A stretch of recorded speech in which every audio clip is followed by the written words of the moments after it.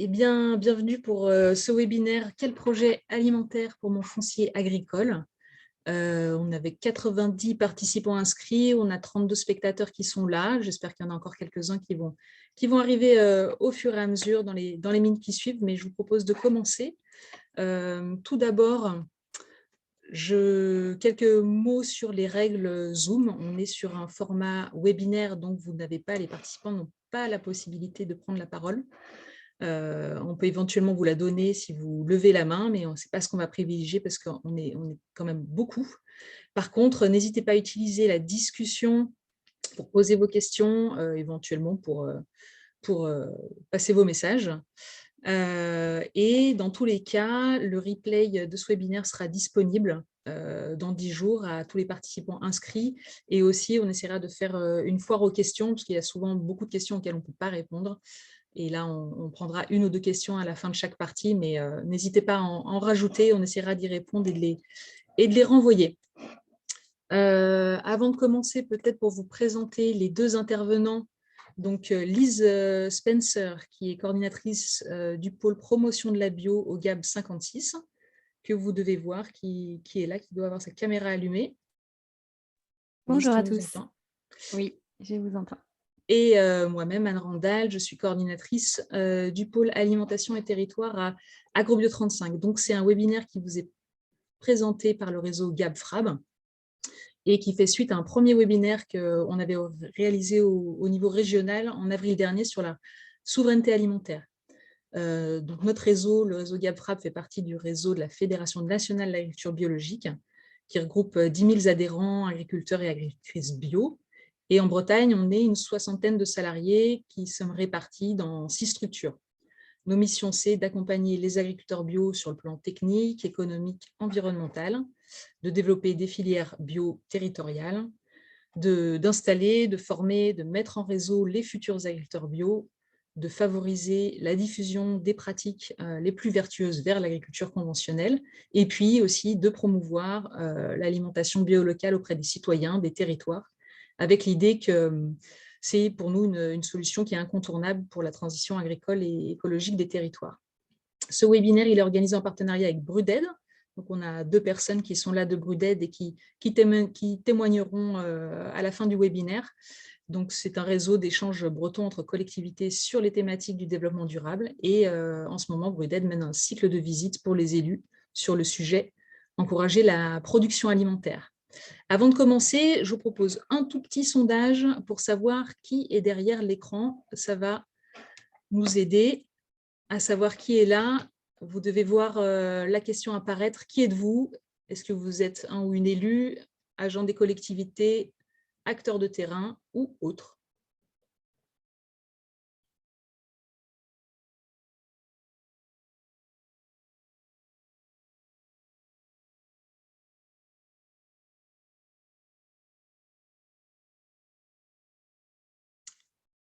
Alors, on a presque tout le monde qui a répondu. 42% des personnes qui sont là sont agents dans les collectivités, 31% sont des élus, 18% autres. On est intéressé de savoir qui c'est, hein. N'hésitez pas à nous le dire dans la discussion, et aussi des acteurs de terrain qui sont là. Merci à tous. Voilà, j'ai partagé. Ah oui, vous ne pouviez pas voir les résultats, maintenant vous les voyez. Voilà. Alors, on continue. Donc, le programme de ces 2 heures, on va s'arrêter, on va essayer de tenir au maximum le timing, de s'arrêter à 16 heures. Il y a beaucoup de monde, voilà, posez vos questions. On aura une première partie où on va voir quels sont les grands objectifs de ces projets alimentaires qui sont portés par les communes et en quoi cela répond à des enjeux de territoire. Voilà, ça va être un peu un plan large sur les grandes questions. Et puis, la deuxième partie, on va rentrer dans le vif du sujet. On va décortiquer les différentes étapes de ces projets-là, les caractéristiques de chacun d'entre eux et les avantages et les inconvénients des différents types de projets. Et puis, en troisième partie, des témoignages pour venir illustrer avec 4 exemples. 4 exemples pour donner du grain à moudre, on va dire. En préambule, ce que je voulais vous dire, c'est que nous, on organise ce webinaire avec notre casquette d'acteurs de terrain. Nos structures départementales, elles accompagnent depuis longtemps, depuis plus de 25 ans, l'installation en bio sur le territoire, la restauration collective bio et locale. Donc, on a été un peu aux premières loges de ces types de projets et on continue à l'être. Mais voilà, on a vraiment cette casquette de terrain. Et puis, en préambule aussi, de vous dire que dans les étapes de ce type de projet, on se place sur la deuxième étape. On ne va pas parler de l'acquisition ou de la gestion de foncier agricole.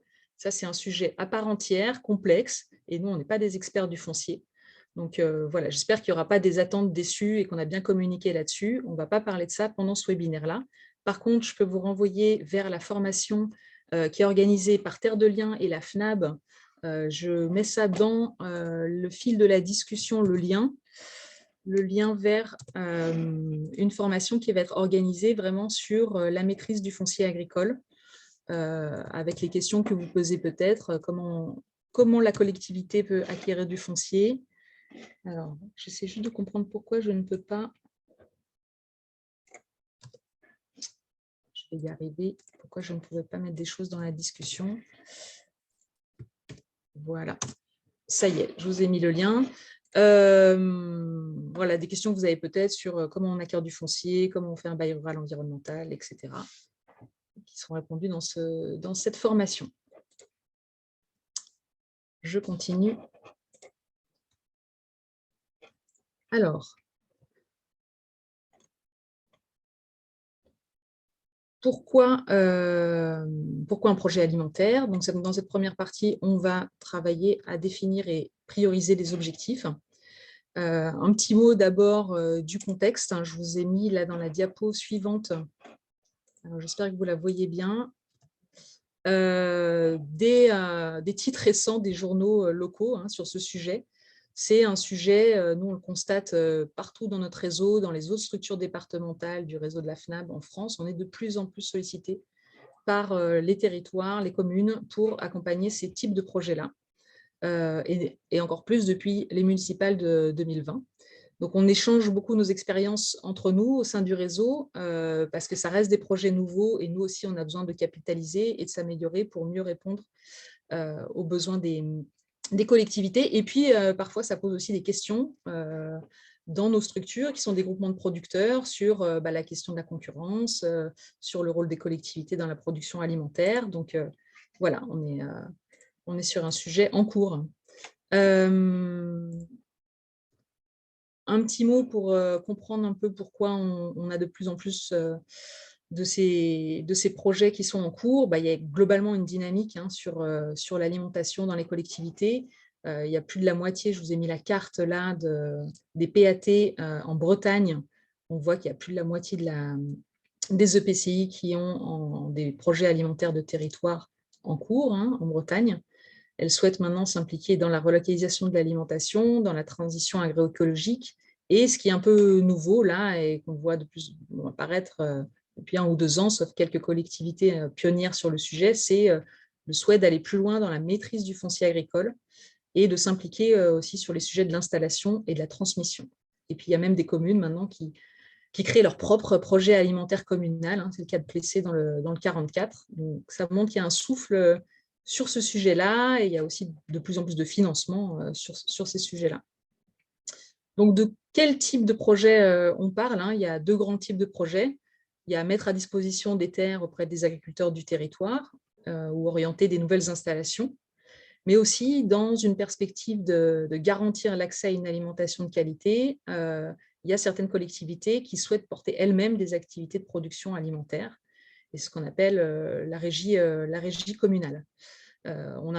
Nous, on note ce qu'on appelle un peu en effet Montsartou, qui a quand même créé beaucoup d'émulation sur ce sujet et beaucoup de petits partout en France. On a peu de chiffres au niveau français là, sur ces types de projets. Ce que j'ai trouvé, c'est dans le rapport récent 2022 de l'Observatoire de la restauration collective bio et durable. C'est un rapport qui est publié par 1+Bio et EcoCert, qui interroge, là c'est un échantillon de 10 000 cantines en France, Ça représente 16% de la restauration scolaire. Donc, ce n'est pas un échantillon représentatif, puisque c'est les cantines un peu les plus avancées qui répondent. Mais elles ont noté cette année plus d'une vingtaine de projets de ce type-là qui ont vu le jour depuis 2 ans. Bon, il y a une dynamique, mais ça reste quand même faible au vu du nombre de communes en France.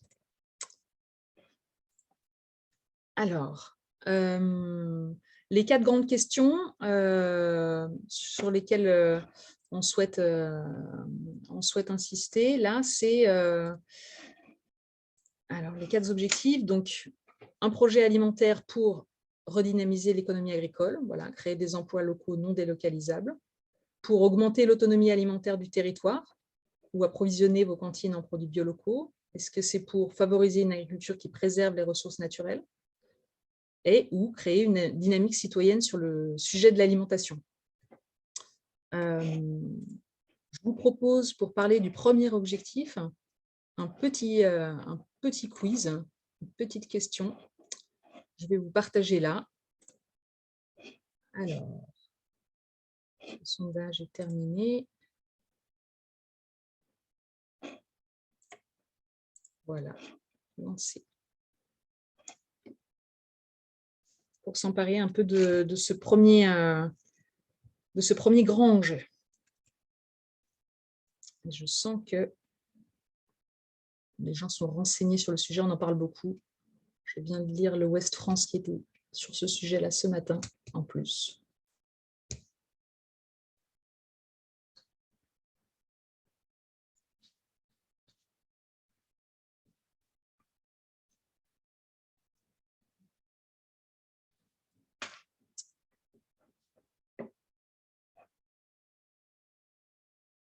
Alors, je vous partage les résultats.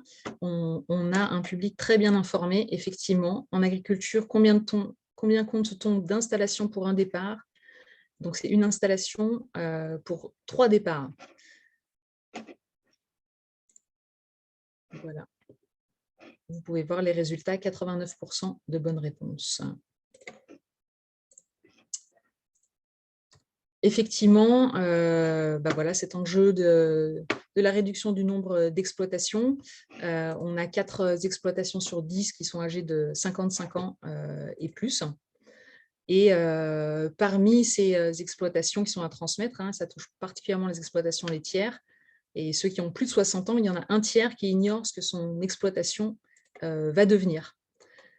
En Bretagne, on a l'objectif de 1000 installations par an pour compenser ces flux de départ. Et donc, il y a de plus en plus de collectivités qui sont intéressées par attirer ces porteurs de projets, des porteurs de projets, et de maintenir à minima le nombre d'exploitations sur leur commune. Et pour ça, elles ont bien identifié que l'accès au foncier, c'est un des freins principaux pour les nouvelles installations. Voilà, il est de plus en plus cher, il ne correspond pas forcément au projet des porteurs de projets. Parfois, il est difficilement identifiable parce que les personnes qui sont porteurs de projets ne sont pas issues du milieu agricole et beaucoup de transactions se font au sein des cercles familiaux ou de voisinage. Et puis, à côté de ça, parfois, il y a des terres qui sont en déprise agricole, en milieu rural, ou qui sont non accessibles en milieu périurbain, puisque les propriétaires attendent que ça soit parfois constructible. Et donc, ça crée un peu des incohérences à ce niveau-là. Donc, ça peut être une réponse, ce projet que les communes ont, en mettant à disposition du foncier, ce qui permet de lever ce frein de l'accès au foncier. Par contre, la question que la collectivité doit se poser, c'est est-ce qu'il ne faut pas essayer d'agir aussi, quand on voit le constat, là, directement sur les transmissions, puisque c'est là aussi qu'il y a des grands enjeux en termes de nombre d'hectares et de perte de bâtis et d'exploitation. On a des communes où des fermes actuellement en bio ne sont pas transmises et on perd des hectares, des grandes surfaces en agriculture biologique parce que ça part à l'agrandissement et ça repart en conventionnel. Donc, il y a des actions qui sont aussi possibles à ce niveau-là. Et il faut aussi le prendre en compte dans son projet globalement. Sur le deuxième enjeu, donc un projet pour augmenter l'autonomie alimentaire de son territoire et ou approvisionner ses cantines en produits biolocaux. On a un contexte particulier, hein, le Covid, l'Ukraine, l'énergie, la crise climatique, qui fait qu'il y a beaucoup de questions sur l'approvisionnement, la crainte des ruptures, l'envie d'une production plus locale. Alors, j'ai préparé aussi un petit sondage, là, peut-être qu'il y aura un peu moins de bonnes réponses. On va voir. À l'échelle d'un bassin de vie, quel pourcentage de notre alimentation importons-nous? Et la deuxième question, quelle surface est nécessaire pour alimenter une commune de 1000 habitants en Bretagne, c'est-à-dire avec le mode de consommation des habitants sur ce territoire-là? Donc, ça permet d'avoir quelques ordres de grandeur en tête sur la question de l'autonomie alimentaire.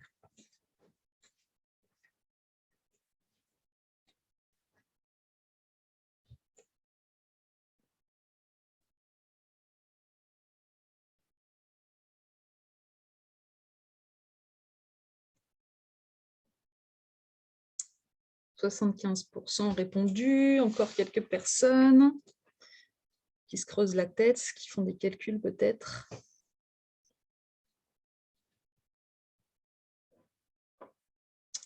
J'arrête là, je mets fin au sondage dans quelques secondes. C'est parti.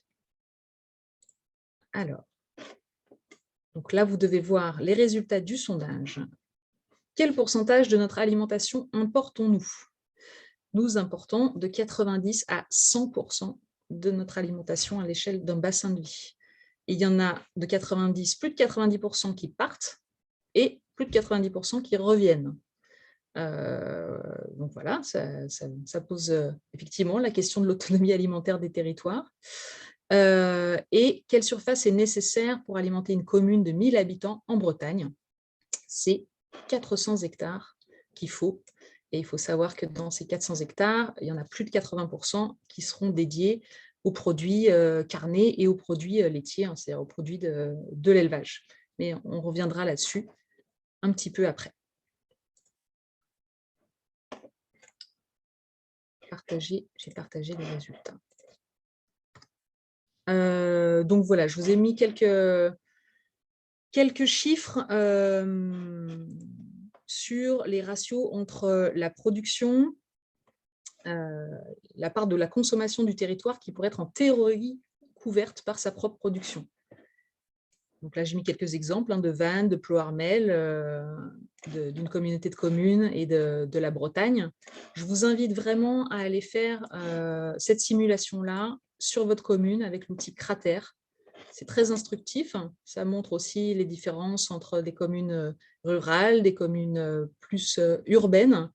Et ça pose la question de, voilà, quelle capacité on a sur notre commune, est-ce qu'on ne doit pas coopérer à une échelle plus large aussi, puisque voilà, on voit que Vannes, par exemple, ne peut couvrir que 3% des besoins alimentaires de sa commune. Donc, je vous invite vraiment à aller sur l'outil Crater, là, des greniers d'abondance, pour faire des simulations sur votre commune à ce niveau-là.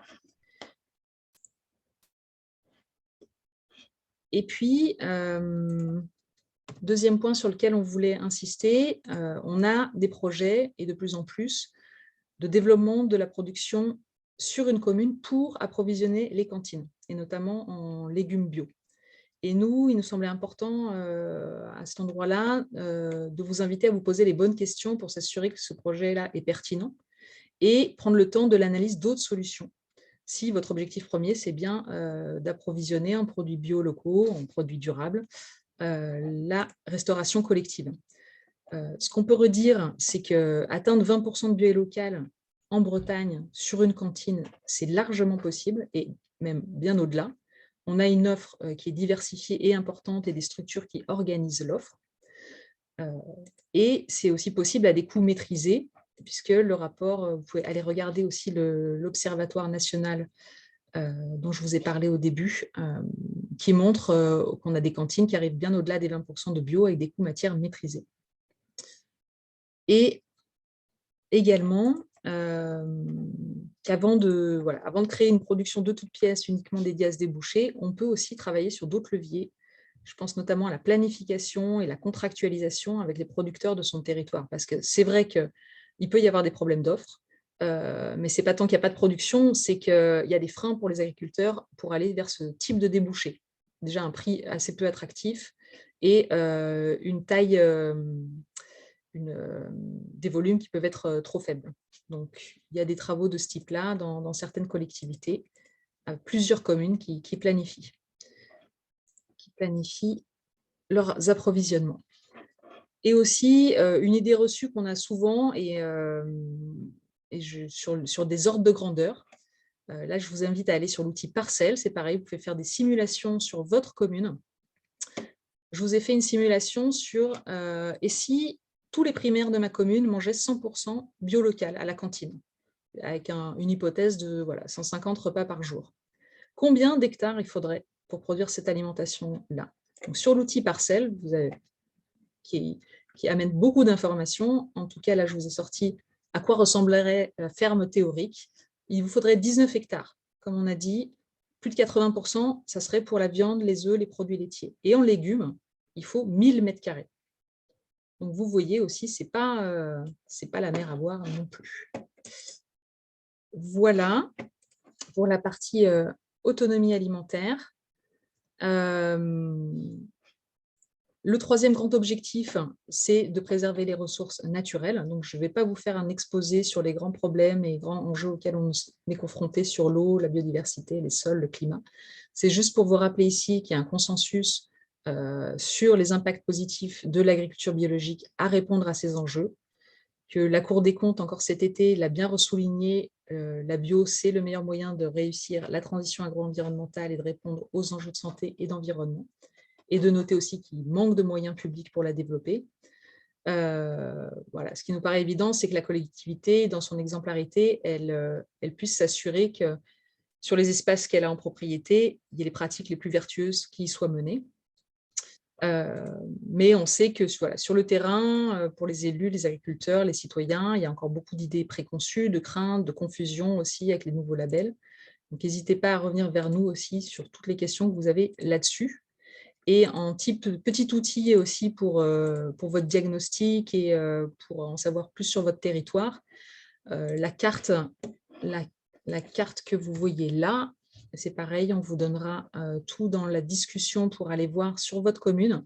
C'est une carte, là c'est l'exemple de Landujan, où vous voyez les fermes bio sur sa commune, le parcellaire en bio sur la commune, quelles sont les parcelles qui sont en bio sur ma commune, et aussi où on en est en termes de surface, de pourcentage de surface et de pourcentage de ferme, ce qui peut être utile pour vos réflexions. Et en dernier volet, grands objectifs, c'est aussi des projets pour créer des dynamiques, souvent de créer des dynamiques citoyennes au sujet de l'alimentation. Donc ça peut avoir des retombées, ces types de projets-là, bien au-delà de la production alimentaire. Et parfois, la production, ce n'est même pas l'objectif prioritaire. Donc là, je ne vais pas vous détailler, il y a plein d'exemples, il y a plein d'exemples qu'on peut voir. Ça peut être des projets autour de la justice alimentaire, avec des paniers pour des personnes âgées, des publics en précarité, des projets avec un fort volet pédagogique ou tournés vers l'inclusion et l'emploi de personnes en situation de handicap. Voilà, globalement, pour ces 4 grands objectifs. Donc, j'espère que ça vous aide à replacer vos projets par rapport à ces objectifs et voir lesquels sont prioritaires pour vous. Nous, la conclusion qu'on veut avoir à ce niveau-là, c'est de montrer qu'il faut avoir des éléments d'analyse et de diagnostic sur sa commune, un temps de formation pour l'équipe projet aussi, parce que la thématique agricole, elle est souvent peu connue dans les conseils municipaux ou elle est connue qu'à travers un ou des élus agriculteurs et que c'est des thématiques qui peuvent créer de l'appréhension. Et puis, de se poser la question aussi, est-ce que j'agis au bon niveau? Est-ce qu'il n'y a pas d'autres façons de répondre ou en plus à ces enjeux qui seraient plus efficaces, même si c'est moins visible? Voilà, on a vu 2 exemples. Ça peut être des actions directement auprès des transmetteurs et puis ça peut être de la planification alimentaire pour la restauration collective. Voilà, j'en ai fini pour ma partie. Donc, on continue sur le programme prévu. Donc, je rappelle qu'on a un webinaire en 3 parties. On a Anne qui nous a présenté le pourquoi avoir un projet alimentaire, définir et prioriser ses objectifs. J'arrive dans la partie 2 du webinaire sur le « j'ai du foncier agricole, qu'est-ce que je peux en faire ?» Et on aura une illustration par témoignage et exemple dans la partie 3. Je commence, donc on part du postulat ici qu'on a du foncier et on va vous dire, enfin que je suis une commune et j'ai du foncier, on va vous dire quelles sont les options sans vouloir être exhaustif, mais en tout cas toutes celles qu'on a pu rencontrer sur le terrain. Alors, on va commencer par un sondage que je vous propose ici. J'aimerais en savoir plus avant de commencer cette partie sur vos projets.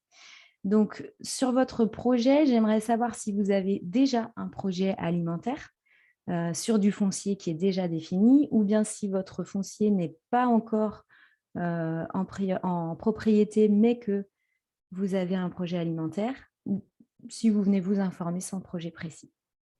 Et puis, si vous avez un projet, dans la partie 2 de la question, c'est quel type de projet? Est-ce qu'il est déjà défini sur le foncier?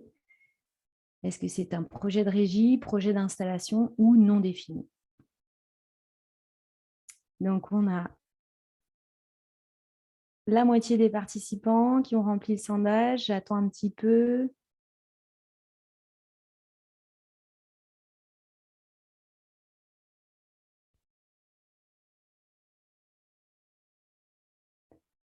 On est à 80%. Allez, je laisse encore 1 minute.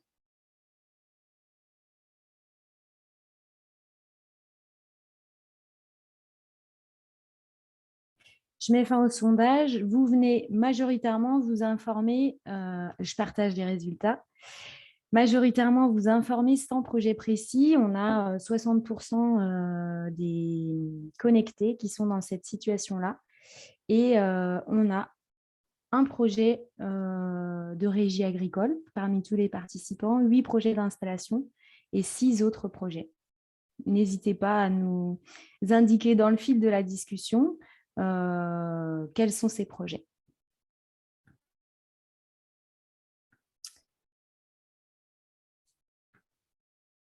Alors, j'aimerais commencer en vous disant pourquoi le GAB il intervient sur ce sujet, enfin pourquoi le réseau GAB-FRAB intervient sur ce sujet. On est très connu sur notre expertise en accompagnement technique des producteurs à tout stade de leur projet agricole.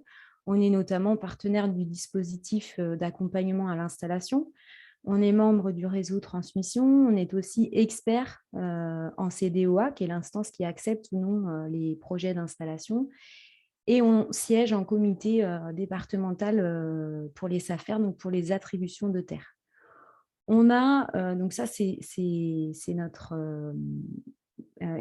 la plus reconnue et la plus historiquement, celle qu'on mène depuis le plus longtemps.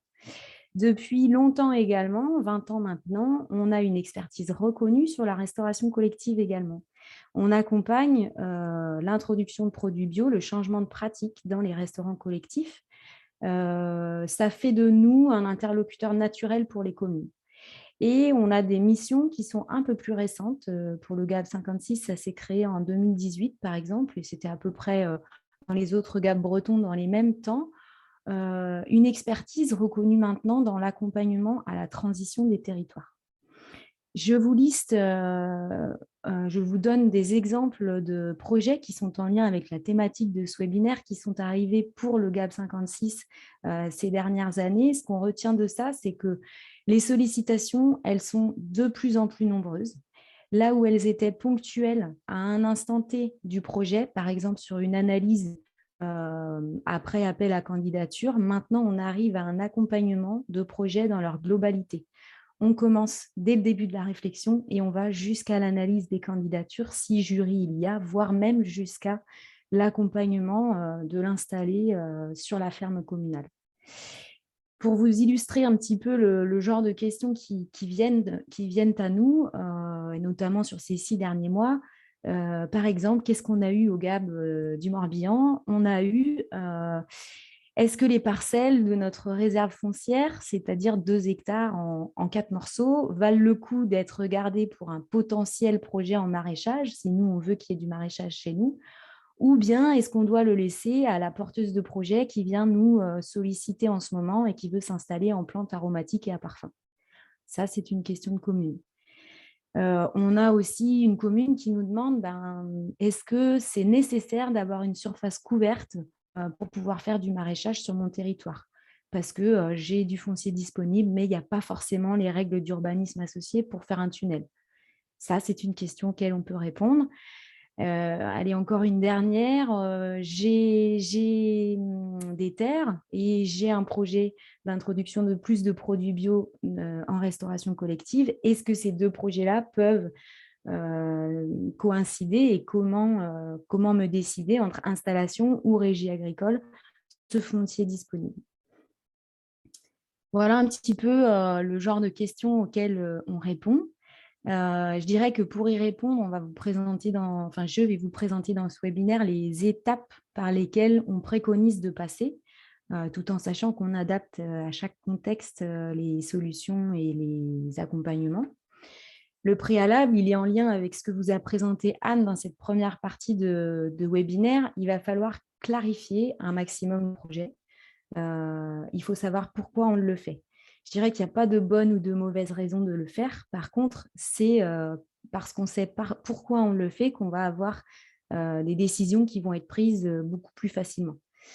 Derrière, il faut les éléments de diagnostic associés et il faut les avoir faits en amont de se décider de à quoi vont être attribuées ces terres. J'illustre là parce qu'il faut donner un exemple. Si votre projet il est en lien avec la restauration collective, il est logique qu'avant de prendre votre décision sur le devenir des terres, il faille faire un diagnostic de vos approvisionnements en restauration collective, de votre restauration scolaire. Il faut aussi prendre le temps de bien avoir embarqué l'équipe décisionnelle adéquate. Donc, est-ce qu'on a l'ensemble d'un conseil municipal qui a pris la décision et qui est embarqué? Est-ce qu'on a tout ou partie de cette équipe municipale? Est-ce qu'on considère qu'il faut consulter les citoyens et à quel niveau on les consulte? Tout ça, c'est à définir en amont et c'est dans votre projet alimentaire qu'il faut le définir, ce à quoi nous, on peut vous accompagner. Quand tout ça est clarifié, le préalable, il va aussi être dans le fait de réunir les éléments factuels sur le foncier. On part du postulat, comme je l'ai dit, qu'on a du foncier, mais de quoi s'agit-il? On voit souvent des surfaces évoluer au fil des projets parce qu'au départ, on a un foncier disponible qu'on imagine à tant d'hectares. Et puis, en fait, il faut des cartes, il faut le localiser, il faut même refaire les lettrés avant de voir de quelle surface on va parler. Et on va récolter également les extraits de PLU associés à ce foncier disponible. La première étape, quand on rentre dans le vif du sujet, ça va être d'analyser le potentiel agricole de son terrain. Je dirais que vous avez éventuellement la possibilité, les compétences en interne de le faire, ou alors, si vous ne l'avez pas, vous pouvez faire appel à un agronome. Nous, au GAP du Morbihan, on fait le choix sur cette étape de faire venir un agriculteur, mais d'autres GAP vont peut-être faire venir un technicien. Donc là, c'est à chacun de définir. Ce qu'on veut dans cette phase-là, c'est une brève analyse sur site où on va décider ou non si le devenir agricole de la parcelle, il est possible. On va regarder la taille, les surfaces cultivables, le parcellaire, où est-ce qu'elle se situe, est-ce que j'ai un accès à l'eau, est-ce que j'ai un accès à l'électricité, est-ce que je peux faire venir des véhicules dedans, est-ce que j'ai une possibilité de parking, comment c'est exposé, etc. Si on considère que l'ensemble des éléments sont réunis pour viser une production agricole, et ça, n'importe quel agriculteur peut, en un coup d'œil sur site, le définir en regardant tous les éléments qu'on vient de lister. Si on valide cette première étape, dans ce cas, il est possible d'envisager une production agricole sur l'espace. Il ne sera pas toujours possible de le faire Donc, quand ça n'est pas possible, ce n'est pas un désastre, il vaut mieux s'arrêter là. Mais en tout cas, tous les terrains communaux ne vont pas être dédiés à une production agricole. Et dans ce cas, ils vont rester dans le champ du loisir. C'est un espace de jardin, c'est un espace de promenade, c'est un espace de biodiversité, mais ça ne sera pas nécessairement un espace de production. La deuxième étape, et ça c'est un point d'honneur que se sont fixés les conseils d'administration de nos structures, c'est de consulter les professionnels du territoire. On a des éléments disponibles, on ne va pas les consulter pour rien. S'il n'y a pas de devenir agricole possible, on ne va pas les consulter, mais à partir du moment où on a validé cette première étape, il est primordial pour nous, dans un souci de dialogue territorial, de faire dire aux élus de la commune quel est le projet à date, comment on a envisagé le devenir de ce terrain et de solliciter l'avis en face de producteurs et productrices du secteur pour dire si oui ou non il était possible ou envisageable d'imaginer autre chose. On ne dit pas que le projet il va changer à la suite de cette réunion, mais on va se laisser la possibilité d'écouter ces retours terrain et de peut-être soit faire évoluer ce projet-là ou bien en faire naître de nouveau dans un plus ou moins à moyen ou long terme. Donc, pour être plus clair, encore une fois, j'illustre d'exemples. Qu'est-ce qui peut sortir de ces réunions-ci? Des agriculteurs pourraient dire, moi, ça pourrait conforter l'installation de mon fils que d'avoir accès à cet espace que vous avez de disponible. Dans ce cas, si ça peut correspondre au projet initial de la commune, peut-être qu'il n'est pas utile d'aller plus loin, mais qu'on va creuser dans cette direction. On a des expériences dans les Hauts-de-France où on a souvent des surfaces plus grandes que celles disponibles en Bretagne. On a eu des projets de conversion qui ont pu, ou en tout cas de changement de pratique, qui ont pu être confortés grâce à de la mise à disposition de terres. Et donc ça, c'est dans le champ des professionnels, mais on peut aussi, et de l'agricole, mais on peut aussi imaginer que des projets citoyens voient le jour derrière ces nouveaux espaces disponibles. On a l'exemple d'Enbon, où on a sur 4 hectares un verger qui s'appelle le verger, qui est géré par une association qui s'appelle Pomme d'Ami, qui gère ça pour sa consommation personnelle, faire du jus et des pommes à couteau. Voilà, c'est aussi une autre option, c'est aussi de la production, c'est pas forcément une activité agricole, une activité économique, mais c'est de la production alimentaire. Et enfin, un dernier exemple, sur les dispositifs d'insertion, surtout dans le Morbihan, on a une association qui est très active qui s'appelle Optimisme, qui récemment a développé un dispositif qui s'appelle « Fais pousser ton emploi », notamment en cœur de ville de Lorient. Là, on a un terrain communal, là encore, qui a été mis à disposition de cette association d'insertion. 6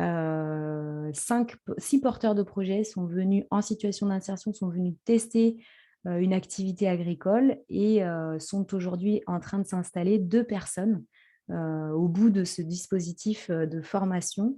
2 personnes vont s'installer en cœur de ville sur 7 hectares qui étaient dédiés à l'activité.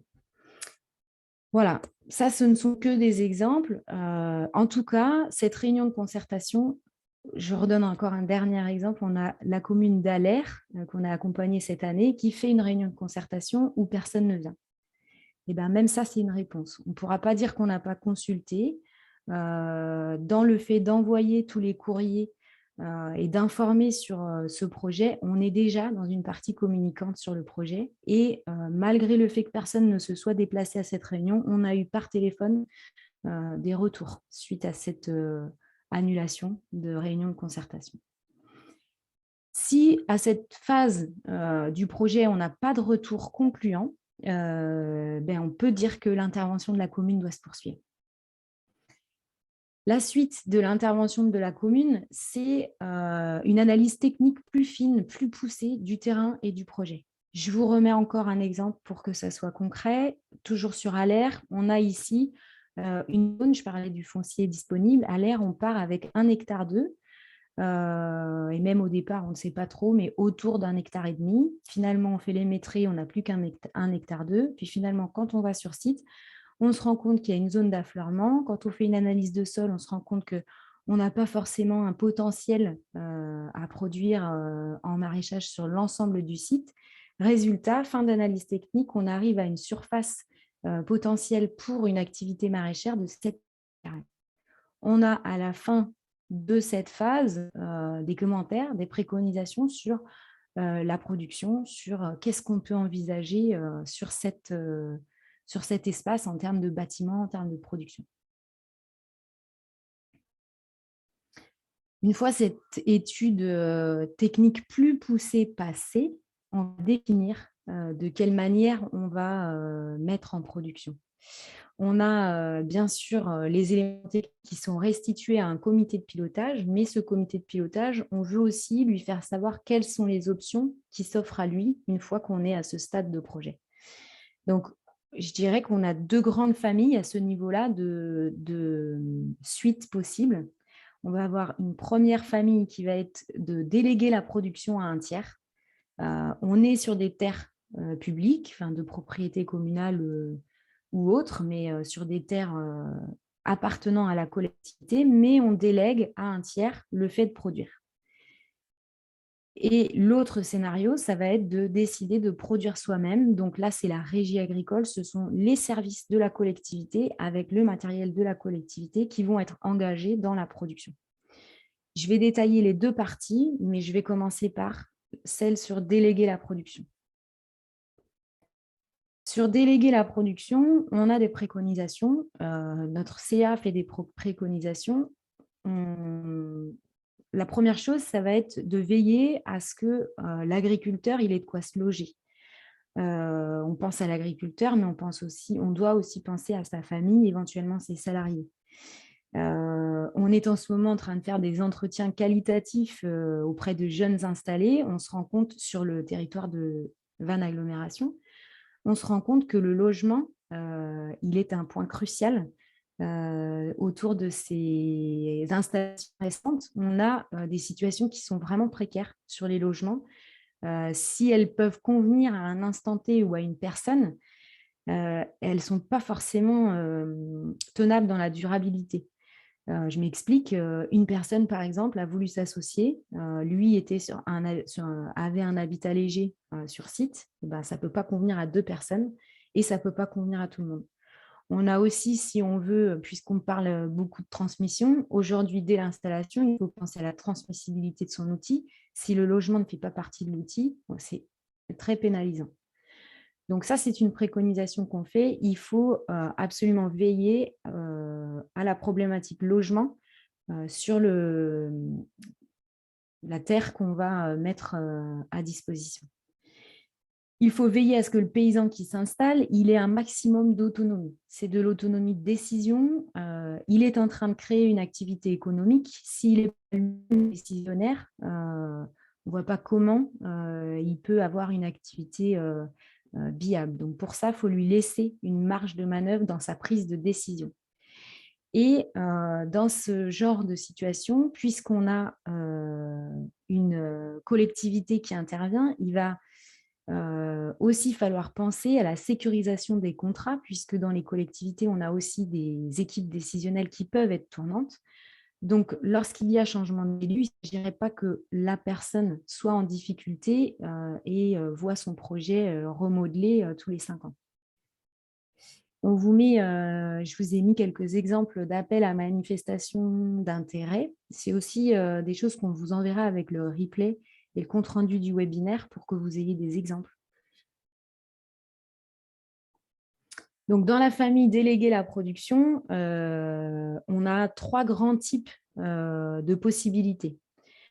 Je le fais rapidement, notamment parce qu'on est en webinaire, mais aussi parce que sur les types de contrats, ça va plutôt être auprès d'un juriste qu'il va falloir vous renseigner. On est moins dans notre partie à nous. Et notamment, on vous conseille de prendre contact avec Terre de Liens. Sur les 3 grandes familles, cela dit, on peut regarder, on peut les analyser et les comparer sur différents items. On peut regarder les types de contrats derrière. On peut regarder si on a la possibilité ou non d'imposer le mode de vente en fonction du schéma choisi. et si on a la possibilité ou non d'imposer des pratiques environnementales dans les pratiques agricoles. Et enfin, si c'est une acquisition pour la collectivité qui va être sur le court terme ou sur le long terme. Donc, dans le projet ferme communale, qu'il y ait des terres et ou des bâtiments, on va conseiller, nous, d'aller sur un système de bail rural qui est encadré par la loi. C'est une gestion temporaire qui peut aller jusqu'à des durées, là, nous, ce qu'on préconise, c'est d'aller vers des durées les plus engageantes possibles pour les deux parties.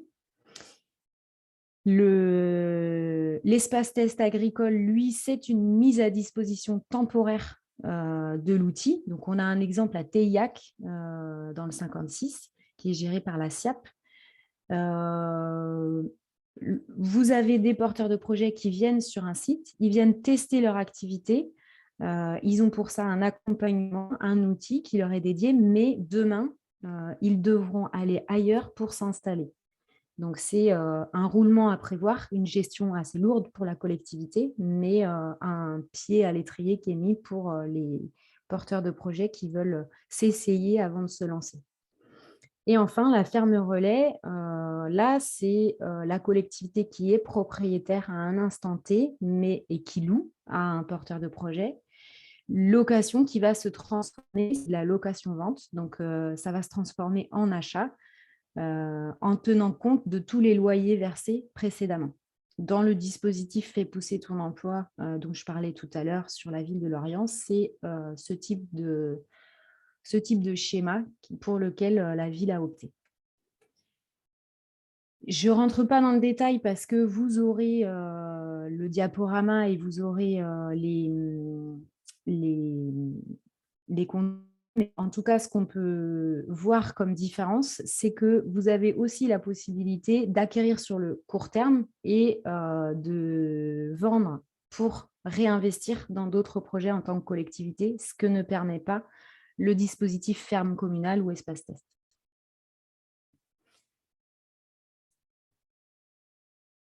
Avant de déléguer la production et avant d'en faire le choix, il va falloir savoir à qui vous vous adressez, qui vont être les candidats que vous allez aller chercher. Donc, je fais très vite parce que vous pourrez vous-même aller chercher les chiffres. Donc là, c'est les chiffres 2021 produits par la Chambre d'agriculture sur les chiffres clés installation, reprise, création, reprise, transmission en agriculture. C'est les chiffres bretons. Ce qu'on retient de cette diapo, c'est que la première étape pour un porteur de projet, c'est de s'informer au PAI, point accueil installation. On a ici 2478 contacts sur l'année passée. Sur ces 2478 contacts, il y a 20% qui n'a pas de foncier dans les personnes qui viennent et 20% qui n'a pas de projet précis.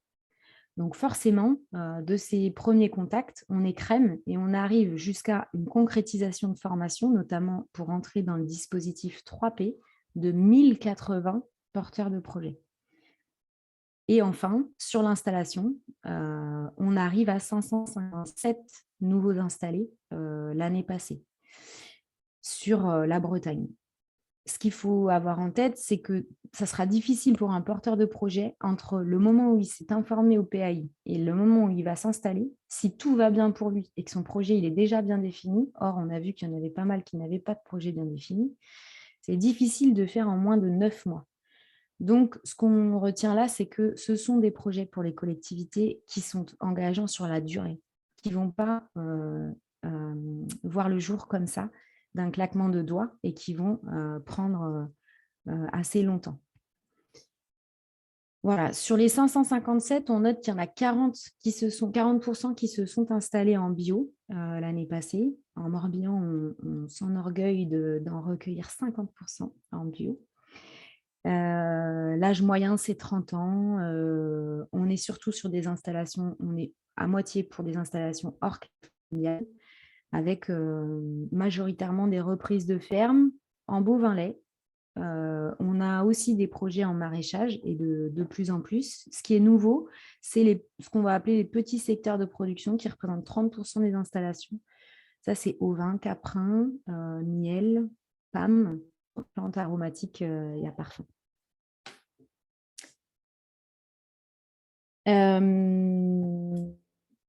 lorsqu'on va choisir de déléguer la production, une fois qu'on a choisi la manière dont on allait le faire, il faut poursuivre et chercher le candidat, comme je l'ai montré là.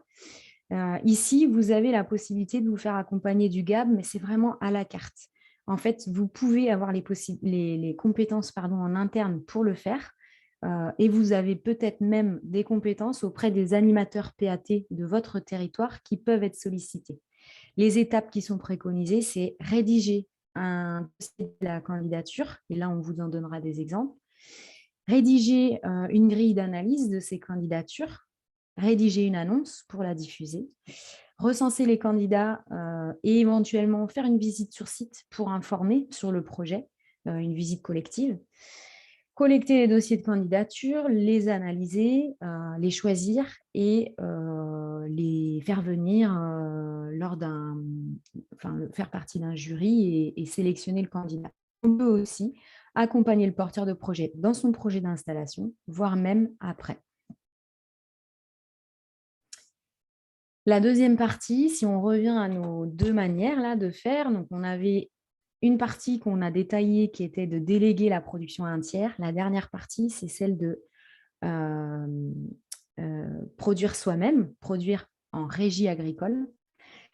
Là-dessus, sur la régie agricole, on a des dimensionnements divers. Moi, je vous parle beaucoup d'exemples morbihanais parce que c'est ce que je connais, mais notamment sur le Morbihan, on a beaucoup parlé de Vannes, qui a vu le jour là en 2020, donc qui a commencé son analyse dès 2018. Avant ça, il y avait déjà des projets de régie agricole, mais qui sont à des dimensionnements vraiment variés. On a l'exemple de Plumelec, où on a des carrés potagers.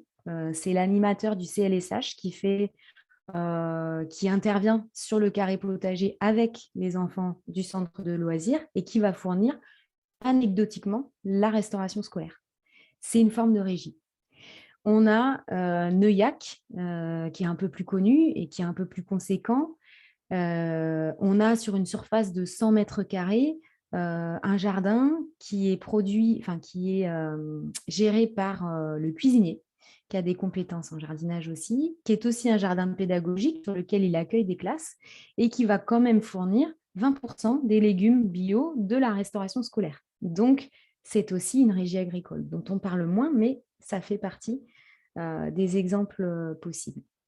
Et puis après, on a Vannes, où là, on est sur 7000 m², dont 900 m² de tunnel. On fournit pour 200, on est sur l'approvisionnement de crèches. Donc, on a 280 repas et on arrive sur un peu moins de 5 tonnes produites de légumes la dernière année passée. Voilà, les dimensionnements, ils sont variés, mais on va être souvent plus proche du jardin que vraiment de la production agricole comme on pouvait l'imaginer dans le scénario d'avant. Les préconisations sur ce schéma-là, ça va être d'avoir une forte volonté politique. On va éviter d'être en recherche d'une économie pour la collectivité. On nous demande souvent est-ce que ça sera moins cher de produire ces légumes. En fait, si la motivation de départ elle est économique, on déconseille vivement parce que le producteur, il passera toujours plus de temps et du temps qui n'est pas forcément compté comparé à des agents. Donc, on ne va pas gérer du tout les services de la même façon et la gestion du temps de travail, elle est trop disparate pour pouvoir comparer et dire qu'on va faire une économie. L'option de la régie agricole, elle ne doit pas être sélectionnée pour l'économie. On va devoir, dans les préconisations, forcément, si on produit en régie, c'est pour approvisionner un restaurant collectif, il faut avoir une cuisine sur place dans ce restaurant collectif pour pouvoir maîtriser tout ou partie de ces approvisionnements. Il faut là encore, concerter les producteurs locaux pour avoir leur appropriation. Et il va falloir former les services pour la production, mais aussi les cuisiniers pour la confection des repas. Lorsque ce choix-là est fait, on a, à la suite de la prise de décision de la collectivité, on va nous produire avec le cuisinier une liste de produits et de volumes à fournir. Donc là, on fait le lien avec nos compétences en restauration collective. Pour l'exemple de Vannes, on était parti sur 2 hypothèses et on a créé dans les 2 schémas le planning de mise en culture et les investissements à prévoir. Donc, je vous les mets en illustration sur le côté. On va aussi, fonction des hypothèses retenues, identifier les périodes de pointe de travail et les compétences à rechercher, puisque c'est, même s'il y a des services RH dans les collectivités, ce n'est pas des compétences habituelles. Donc là, vous pouvez parfois avoir besoin de conseils sur où aller chercher les candidats, comment aller les chercher. Rédaction d'un document de synthèse qui va forcément reprendre tout ça. Donc là, je vous montre sur cette diapo les investissements, les pics de travail et puis sur l'annonce de Vannes, l'appel à candidature pour postuler en tant que chef du centre de production. En synthèse, pour les deux, si on fait un résumé de tout ce qu'on s'est dit, quand on va déléguer la production, dans mes avantages, bien sûr, j'ai un gain d'énergie, un gain de temps, puisque je ne vais pas avoir la masse salariale à gérer, je n'ai pas le management et je n'ai aussi pas d'investissement matériel obligatoire. Je peux choisir de le faire, mais je n'ai pas d'obligation. Je vais faciliter l'accès au foncier et donc l'installation, donc je dynamise en ça le tissu économique local. En face, dans mes inconvénients, je n'ai pas d'assurance d'avoir un porteur de projet qui veut fournir la restauration collective. Et même s'il veut le faire au départ, je n'ai pas d'assurance et il n'a pas d'obligation à le faire sur la durée. Si jamais un jour il décide de tourner le dos à se déboucher, malheureusement, il va falloir que je fasse avec. Sachant que nous, dans le contexte aujourd'hui, nous, on ne conseille pas aux producteurs d'aller à 100% vers la restauration collective, à 100% de leur débouché. On a aussi, dans le cas de l'installation d'une personne tierce, on a l'appartenance au projet communal. Il n'est pas dans les services de la collectivité, donc il y a moins de proximité entre acheteurs et producteurs. Et puis, cette situation-là, elle peut, d'où l'importance de la concertation, déséquilibrer les relations entre producteurs sur le terrain. Il n'est pas impossible que des producteurs disent pourquoi lui, il est aidé de la collectivité et moi pas. Voilà. La synthèse sur le fait de produire soi-même dans le scénario de régie. Ça va être dans les avantages de sécuriser l'offre et les choix des produits pour la restauration collective. Je sais ce qui est produit, je sais comment c'est produit et je suis sûre d'avoir un approvisionnement. Je peux me permettre ça à un moment où j'ai peut-être pas eu dans mes recherches, dans les approvisionnements locaux, de propositions satisfaisantes ou suffisantes en termes de quantité. Donc peut-être que la régie, elle est aussi à envisager à un instant T, mais qu'on peut envisager, et d'ailleurs il faudra penser à la fin ou la suite de cette régie. Je fais le choix d'une régie, mais sur quelle durée ? Ça peut permettre d'accélérer les groupements d'achat puisque vous êtes dans une commune et que les décisions sont prises à l'échelle communale. Il y a de la production. Peut-être que tous les services approvisionnés par les services municipaux vont se regrouper pour identifier mieux et plus facilement les quantités, les besoins. Et puis, on montre ainsi une position publique. Faire le choix de la bio sur ces terrains communaux, c'est aussi la preuve par l'exemple. Dans les inconvénients, sur ce scénario-là, on peut priver le territoire d'une installation. Ça demande des compétences, des investissements auxquels on n'a pas l'habitude de faire appel. On n'a pas forcément de viabilité possible. Quand je disais, il ne faut pas aller pour une recherche économique, de gains économiques. Et on est tributaire des décisions politiques, donc des changements d'équipe municipale. Voilà, je m'arrête de parler, enfin, et je vous laisse poser vos questions. Alors, dans le fil de discussion, on a 2 questions un peu réglementaires. Dans ces projets-là, on a beaucoup de réponses à apporter là-dessus. Un jardin pédagogique. Donc, c'est Fanny. Est-ce que j'ai son... Voilà, de Fanny de Saint-Georges.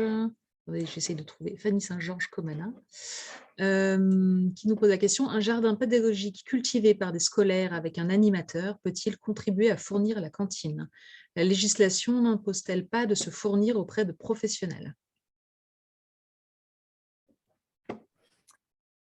Alors là, on a relevé des cas, là notamment la commune en question,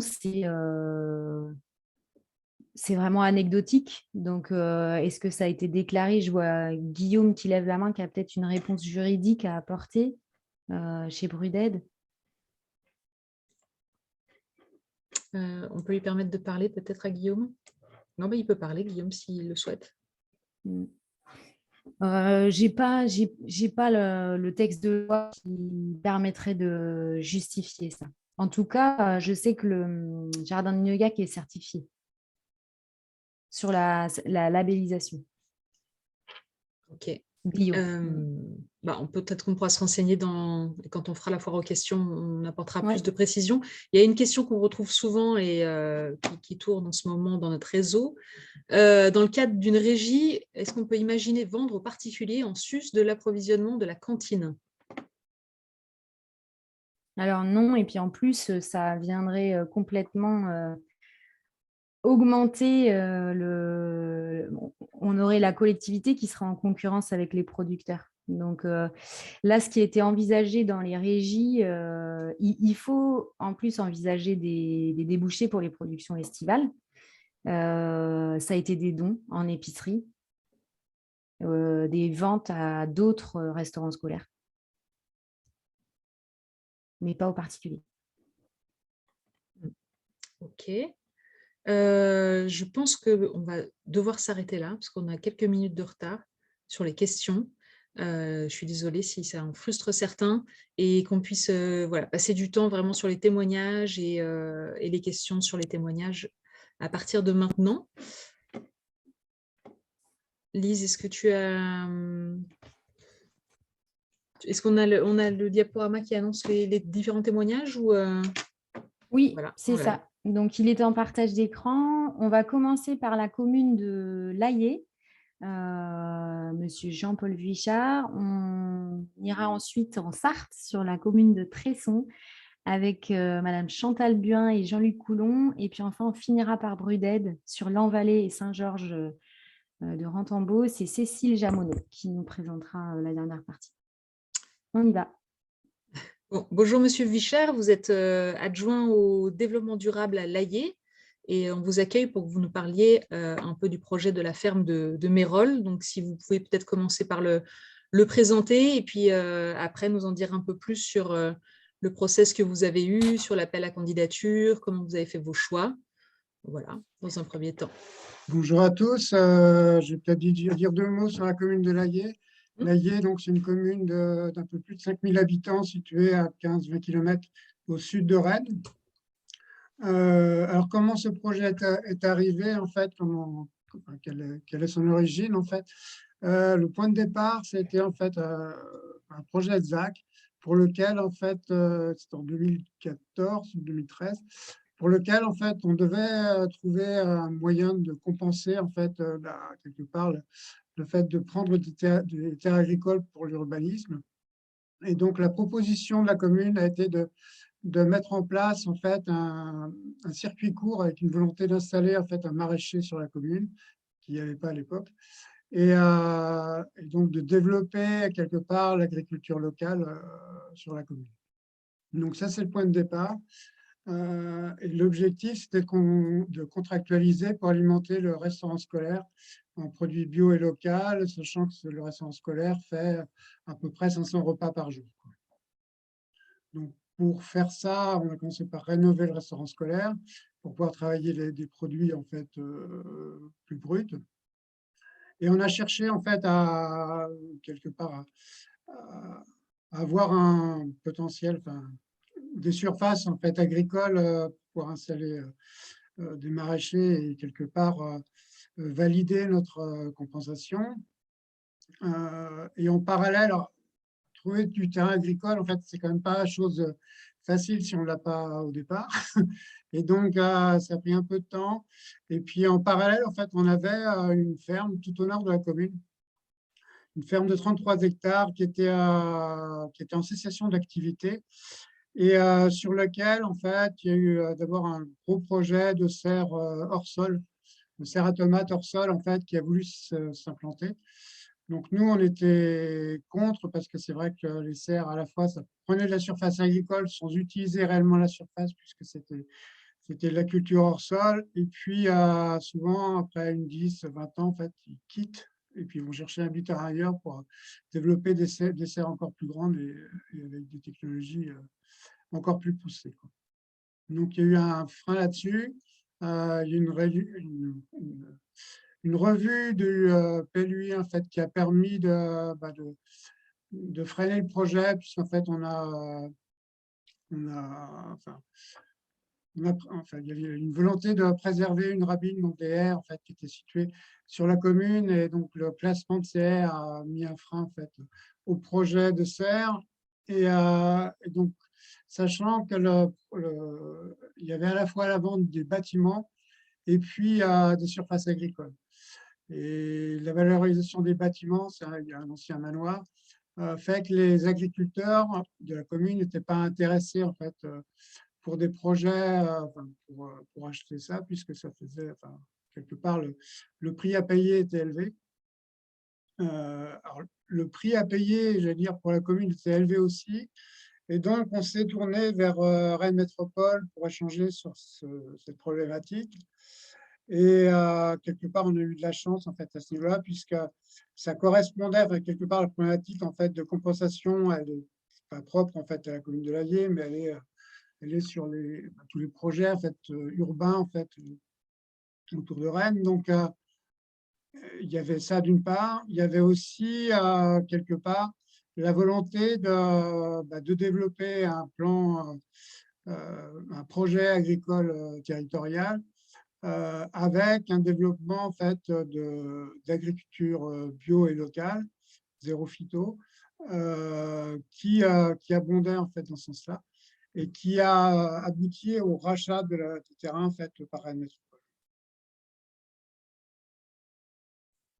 Et donc, à quelle étape maintenant vous êtes? Vous avez lancé un appel à candidature. La Lise nous avait parlé des différentes étapes et je pense que vous êtes retrouvés dans les différentes étapes que vous avez suivies Tout à fait, sur oui, parce que l'analyse du terrain. Est-ce que vous pouvez nous en dire plus oui, je vais là-dessus vous et où donner vous en êtes? Ouais. un peu tout ça. C'est-à-dire, en fait, la première, donc, il y a eu un rachat par Rennes Métropole. Il y a eu en parallèle, en fait, il y a un ruisseau qui passe, enfin un ruisseau glacé, qui passe sur la ferme, qui traverse la ferme. Donc, il y a eu tout un travail, en fait, par le syndicat de bassin versant, en fait, de la Seiche pour renaturer, reméandrer le ruisseau. Quelque part, ça se traduit par à la fois l'augmentation de la biodiversité et l'amélioration de la qualité de l'eau, mais aussi par quelque part plus de terrain humide, en fait, sur une partie des parcelles. Donc, ça fait partie des choses importantes. Donc, ce qui a été fait assez rapidement, c'est de lancer une étude agronomique fine pour voir un peu ce qu'on pouvait faire, en fait, au-delà des objectifs, des beaux objectifs, entre guillemets, politiques, de la réalité quelque part du sol et des choses qui étaient faisables. Donc, avec une étude qui a été menée, d'une part, en parallèle, en fait, le souhait de reprendre les terres, de les convertir en bio pour faire gagner du temps aux porteurs de projets et de les ensemencer, en fait, principalement avec des légumineuses pour restituer les qualités, en fait, les qualités du sol, puisqu'en fait, on était sur des cultures qui étaient faites, je vais dire, en régie, enfin, qui étaient faites, en fait, par des entreprises qui alternaient, on va dire, blé et maïs, enfin, des céréales, et donc qui ont abouti avec une perte, en fait, de vie biologique qui aboutit, en fait, à un appauvrissement des sols. Donc, il y a ce besoin, en fait, sur mes rôles de redévelopper la vie des sols. Donc, c'est ce qui a été lancé. Donc, c'est les premières choses qui ont été faites. Et puis après, il y a eu tout un travail de maturation du projet avec, j'allais dire, l'ensemble des parties prenantes. Donc, il y a à la fois, j'allais dire, les politiques dont je fais partie, donc des communes, à la fois la commune de Layé, puisque les terres sont situées pour l'essentiel sur Layé, mais également les communes proches, celles de Bru et puis de Compéan, de Rennes Métropole, bien entendu. Mais aussi, en fait, Agrobio 35, la Chambre d'agriculture, Terre de Liens, c'est le CIVAM et le STAPS, pour quelque part essayer de faire en sorte que Mérol soit on va dire une sorte de laboratoire exemplaire, en fait, en termes de transition agricole. Et oui, peut-être dans Donc, les… allez-y, oui, excusez-moi. je vais peut-être. Donc, où est-ce qu'on en est maintenant? Donc, en fait, ça aboutit à la rédaction d'un appel à manifestation d'intérêt. Appel à manifestation d'intérêt dans lequel on a extrait en fait la partie manoir parce que quelque part, on voulait pas. L'objectif, c'est d'avoir des projets agricoles cohérents qui se suffisent à eux-mêmes, mais je veux dire, on ne cherche pas à les endetter, à leur mettre quelque part. Enfin, l'objectif, c'est qu'ils soient gagnants et que dans 10 ans, on puisse dire c'est une belle histoire. Et donc, la partie manoir sera l'objet d'un autre appel à projet. Mais là, l'objectif, c'est vraiment un objectif agricole. C'est pour l'ensemble des acteurs politiques la priorité. Et donc, l'appel à manifestation d'intérêt, en fait, un appel à candidature, donc ça devait être début juin. Donc, on a eu un jury et on a sélectionné, on est en cours de finalisation, mais là, on a 4 porteurs de projets qui ont été sélectionnés sur 13 candidatures, 13 ou 14 candidatures au départ. Voilà. Sur quel type de production? Donc, on a des productions, on a un mélange, puisqu'on a des productions en maraîchage, 2 productions en maraîchage. On a des choses en fait qui sont en cours de confrontation, donc je ne vais peut-être pas trop m'exprimer Oui, parce que si d'accord, jamais on n'aboutit pas, ce sera dommage pour le porteur de projet, ça bien sûr. me gêne un peu d'en parler publiquement. C'est vrai qu'on a, en fait, il y a toute une partie des terres qui correspondent pas en fait, pour lequel en fait c'est des terres humides, hydromorphes, donc l'objectif, c'est plutôt de l'utiliser en prairie. Donc, ce qu'on cherche là, c'est plutôt des productions en fait, animales. Donc, on a un porteur de projet en production animale parmi les présélectionnés, on va dire. Et puis, plutôt un projet, j'allais dire, de type de céréales et puis et autres, qui vient compléter, j'allais dire, les 2 autres projets de maraîchage, quoi.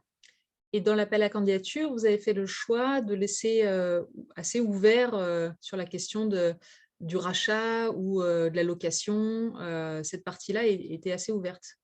Vous voyez, l'objectif, c'est de ne pas fixer les choses et de faire en sorte que, on essaye de se placer du point de vue des porteurs de projets et faire en sorte que les porteurs de projets aient à la fois les latitudes pour faire leur projet et que nous, quelque part, collectivité, on soit des facilitateurs pour que les projets, pour maximiser la chance pour les porteurs de projets pour réussir leur projet, quoi. Et selon les projets, ça peut être quelque part de la location au départ et de l'achat après, ça peut être de l'achat dès le départ. Enfin, on a laissé ça ouvert pour quelque part régler les curseurs avec les porteurs de projets. L'objectif aussi, c'est de faire en sorte que les projets se tiennent en propre, c'est-à-dire que chacun des projets se tienne, même si on cherche à avoir des complémentarités. Mais l'objectif, c'est que si jamais il y a un porteur de projet qui ne va pas au bout ou qui s'arrête pour des raisons X ou Y dans 5 ans ou 6 ans, ça ne met pas en péril l'ensemble des porteurs de projets. C'est un peu cette alchimie-là qu'on cherche à régler, mais on cherche à la régler en ouvrant la possibilité, donc en laissant ouvert. En fait, c'est pour ça que c'est un appel à une manifestation d'intérêt et pas un appel à projet au sens strict, parce que les choses sont moins définies et bien plus ouvertes que sur un appel à projet. Très bien. Merci pour ce témoignage. Je regarde si du côté de la discussion, on a des questions sur votre témoignage. soyez pas réservés, n'hésitez pas à poser vos questions. Parce que sinon, j'en ai.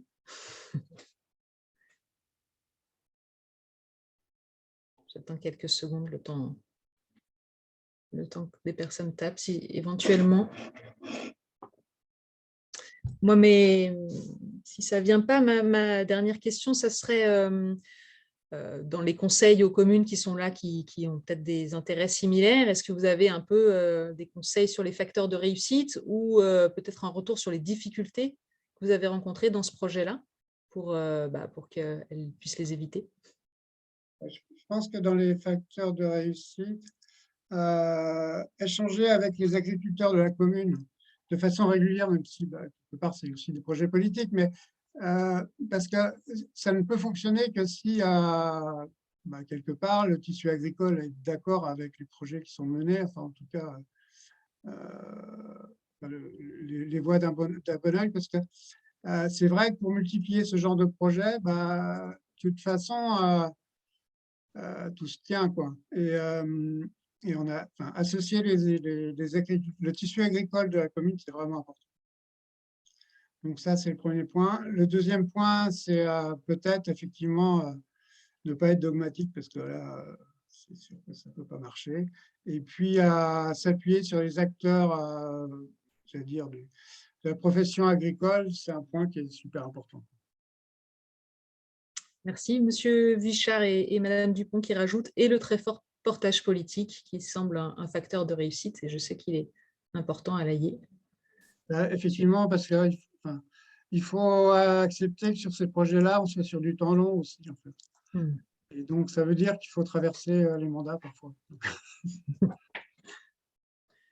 Très bien. Merci, Monsieur Vichard. On va passer au deuxième témoignage. Lise, je te laisse la main.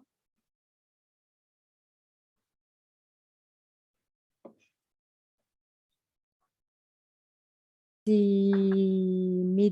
Madame Buin et Monsieur Coulon qui vont être invités à prendre la parole. Donc, je vous invite à activer vos caméras, vos micros. Donc, on part en Sarthe, on quitte la Bretagne pour aller en commune de Tresson. Bonjour. Voilà, donc Madame Buin, vous allez être la première à intervenir. Vous êtes maire de la commune. Est-ce que vous pouvez nous parler de votre projet et puis mettre l'accent, s'il vous plaît, sur la gouvernance derrière le projet? Comment vous vous êtes décidé? Combien de temps ça a mis, etc. Bonjour. Nous sommes une petite commune rurale de 485 habitants. En fait, moi, je suis dans une AMAP depuis 12 ans et j'ai adhéré à la SIAP lorsqu'elle est arrivée en Sarthe. Donc, quand j'ai renouvelé mon adhésion il y a 5 ans maintenant, je me suis dit peut-être qu'on pourrait travailler avec eux. Donc, je les ai contactés et ils nous ont parlé de l'expérience qui se menait à Fillé, à côté du Mans, qui a été très intéressante.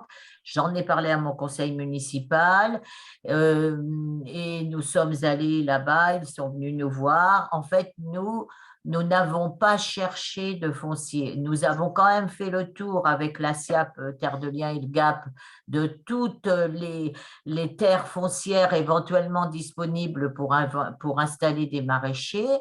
Mais surtout, nous avions déjà des gens qui avaient une propriété d'une dizaine d'hectares qui n'étaient pas exploitants, mais qui quittaient leur propriété pour aller dans le bourg parce qu'ils étaient vieillissants et qui voulaient vendre tout, mais ils tenaient à le vendre à quelqu'un qui s'installerait en bio.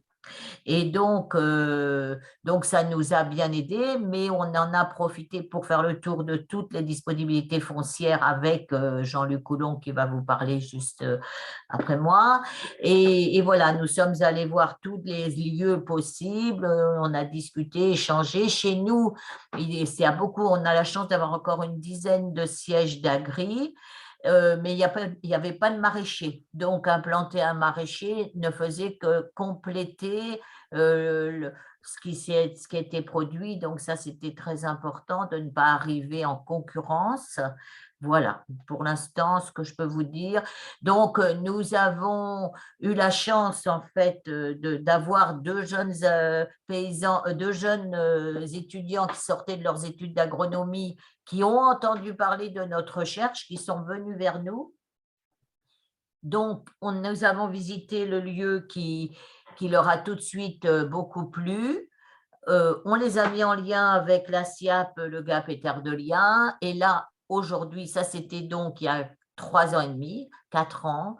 Et là, ils sont en stage paysan créatif parce que vous parliez du logement tout à l'heure pour les jeunes agriculteurs, c'est effectivement essentiel.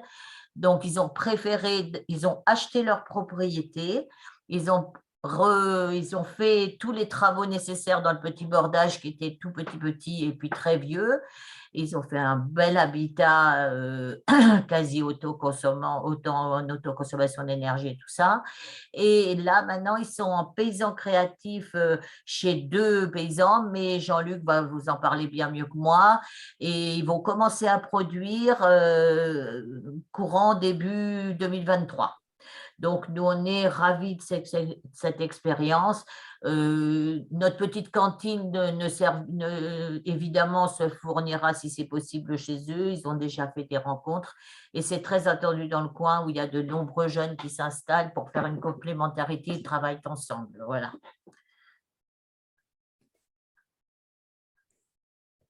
Voilà. Merci Madame Buin. J'aurais des questions, mais on va peut-être attendre le temps de questions. Vous avez fait une bonne transition avec Monsieur Coulon. Vous avez nommé la SIAP, les stages paysans créatifs, etc. Est-ce que Monsieur Coulon, vous êtes président de la SIAP 72, vous êtes aussi coprésident de la SIAP Pays de Loire. Mais qu'est-ce que la SIAP ? Et il a été question des communes qui sèment en bio, un programme, on a la plaquette là qui s'affiche, il est multi-acteur. Est-ce que vous pouvez nous parler de ce programme qui existe en Pays de Loire, mais pas en Bretagne? D'accord, merci de cette présentation. Donc, est-ce que vous m'entendez bien? Oui. Parfait. D'accord. Je vais vous parler un petit peu de notre dispositif Les communes sèment en bio, mais également de nos structures qui sont accompagnantes de cette structure. Hein. On est à 3 structures pour accompagner les communes, les communes sèment en bio, donc la coopérative d'installation en agriculture paysanne, la SIAP, Terre de Liens et le GAP 72. Donc, pour ce qui concerne la SIAP, donc coopérative d'installation en agriculture paysanne, en fait, on est une structure départementale et régionale où c'est un dispositif qui a été spécialement fait pour installer les jeunes, principalement non issus du monde agricole, pour mieux qu'ils s'intègrent dans le paysage rural, dans le paysage agricole. Et donc, ce dispositif existe depuis une dizaine d'années. Donc, maintenant, il est vraiment au point. On est reconnu organisme de formation et donc d'accompagnement à l'installation. Donc, voilà. Et donc, pour ce qui concerne les collectivités, donc, on a commencé sur les territoires à s'intéresser aux plus petites communes sartoises en se disant, là, c'est au plus proche des citoyens, au plus proche des petites collectivités, que là, on a une plus grande emprise et puis aussi des facteurs de réussite. Donc, et notre approche, elle est justement d'aller travailler à fond avec ces communes qui viennent nous voir. On recherche ensemble du financement pour pouvoir financer notre accompagnement. Et notre accompagnement, comme je le disais, s'appuie sur trois réseaux qui permet à la fois de jouir à la fois sur le foncier, à la fois sur l'accompagnement en installation et à la fois à travers le GAP sur la partie approche restauration collective, débouchés pour les futurs maraîchers ou producteurs quelle que soit la production qui produit sur le territoire. Donc, c'était un peu ça notre approche auprès des collectivités, leur proposer une panel de choix en fonction de leur territoire. Donc, comme l'a dit Chantal, effectivement, notre but premier, c'est d'avoir un diagnostic sur le territoire. Donc, ce que l'on fait en premier, c'est d'aller rencontrer tous les agriculteurs de la commune ou les propriétaires, un à un, accompagner des élus de la collectivité.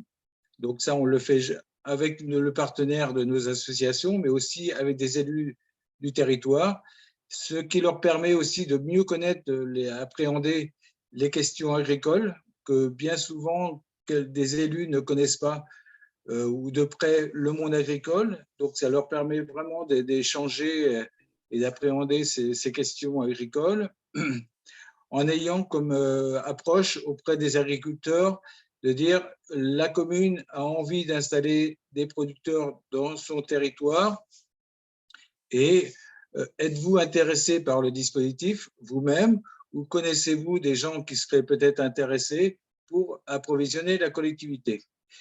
Et aussi, on en profite pour rechercher du foncier. Donc, dans notre recherche de foncier, donc, quand on a fait le tour du territoire, on se réunit, on se dit, tiens, là, on a des possibilités sur le territoire à tel et tel endroit. Donc, une fois qu'on a posé ce diagnostic, qu'on a repéré du foncier, ensuite, on peut essayer d'aller rechercher soit des porteurs de projets qui sont issus du territoire ou pas. Donc, ça, c'est vraiment notre travail. Et ensuite, les collectivités ont pour projet justement de s'engager à acheter la production de ces producteurs-là. Donc, c'est un peu gagnant-gagnant à tous les niveaux. Et actuellement, le dispositif est accompagné financièrement par l'Agence de l'eau des Pays de la Loire et par la région Pays de la Loire. Donc, les collectivités abondent à une petite partie du financement. Et justement, ce financement nous permet à nous, les trois organisations, de faire aboutir ce projet. Donc, à chaque fois, on fait le point avec les collectivités sur l'avancement des recherches. Et également, on fait un point avec la population. On fait des réunions à la mairie ou dans la commune pour inviter les acteurs, les gens que nous avons rencontrés, mais également les gens de la population pour leur dire l'avancement des travaux et dire si on a quelqu'un qui est identifié pour s'installer dans le territoire, voilà, bientôt vous aurez affaire à cette personne qui viendra s'installer dans votre territoire, donc qui pourra vous présenter ses légumes, ses fromages, voilà. Un petit peu le dispositif que nous avons mis en place. Et ce dispositif s'appelle les communes SEMT en bio, parce qu'on avait l'objectif justement d'installer des producteurs et des productrices en agriculture biologique pour répondre un peu à la loi Egalim qui oblige les collectivités à s'approvisionner au moins à 20% un minimum de produits bio. Et ce dont on se rend compte, c'est que les collectivités avec lesquelles on travaille vont bien au-delà des 20% en bio et ils ont pour objectif de dépasser cet objectif-là, d'aller jusqu'à 40, 60, 80%. On a même une commune qui va aller jusqu'à 100%. Donc, voilà. Et donc, dans ce cas-là, c'est de pouvoir contractualiser directement la production avec le producteur. Merci.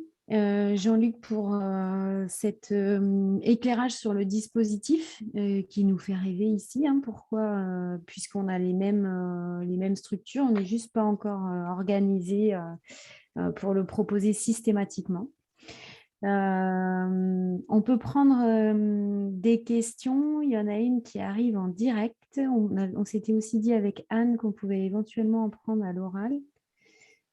Alors, on a une question de Mélanie Giraud, effectivement. Avez-vous une stratégie foncière agricole à l'échelle de l'ACOMCOM, de l'EPCI, et une feuille de route pour prioriser l'installation des porteurs de projets sur la commune? C'est peut-être pour Madame Buin, je ne sais pas. Madame Buin, oui. Madame Buin, est-ce que vous pouvez rallumer votre micro peut-être pour si vous avez des éléments de réponse?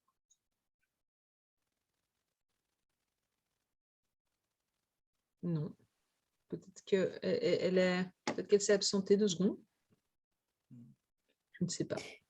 Ou si vous avez des éléments de réponse, M. Coulon, si vous savez, mais je sais. Alors, justement, comme on est au plus près des collectivités, on travaille avec elles régulièrement par des rencontres, par des échanges, et on travaille avec les élus. Effectivement, eux, sur leur territoire, le foncier, ce n'est pas leur priorité. Ils préfèrent déléguer la partie foncière auprès des agriculteurs qui veulent s'installer.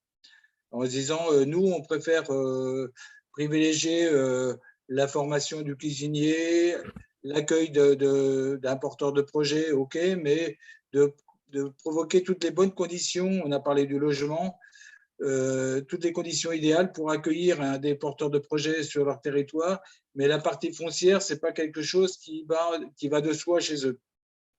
Ils préfèrent déléguer et que ce soit les agriculteurs ou les agricultrices ou porteurs de projets qui s'emparent de ce sujet-là, de cette question foncière. Ok, intéressant. Et sur les 5, il y a eu 5 dispositifs, les communes Septembio, c'est ça, hein? Alors actuellement, donc, on s'est fait la main sur une commune qui s'appelait Filliers-sur-Sarthe. Tresson était la deuxième commune. Et là, actuellement, on a 3 communes sur les territoires du département qui sont rentrées dans le dispositif les communes Septembio. Et donc là, maintenant, on va aller à la recherche de d'autres collectivités. Là, actuellement, on a un espace test, on va dire, pour la région et l'agence de l'eau.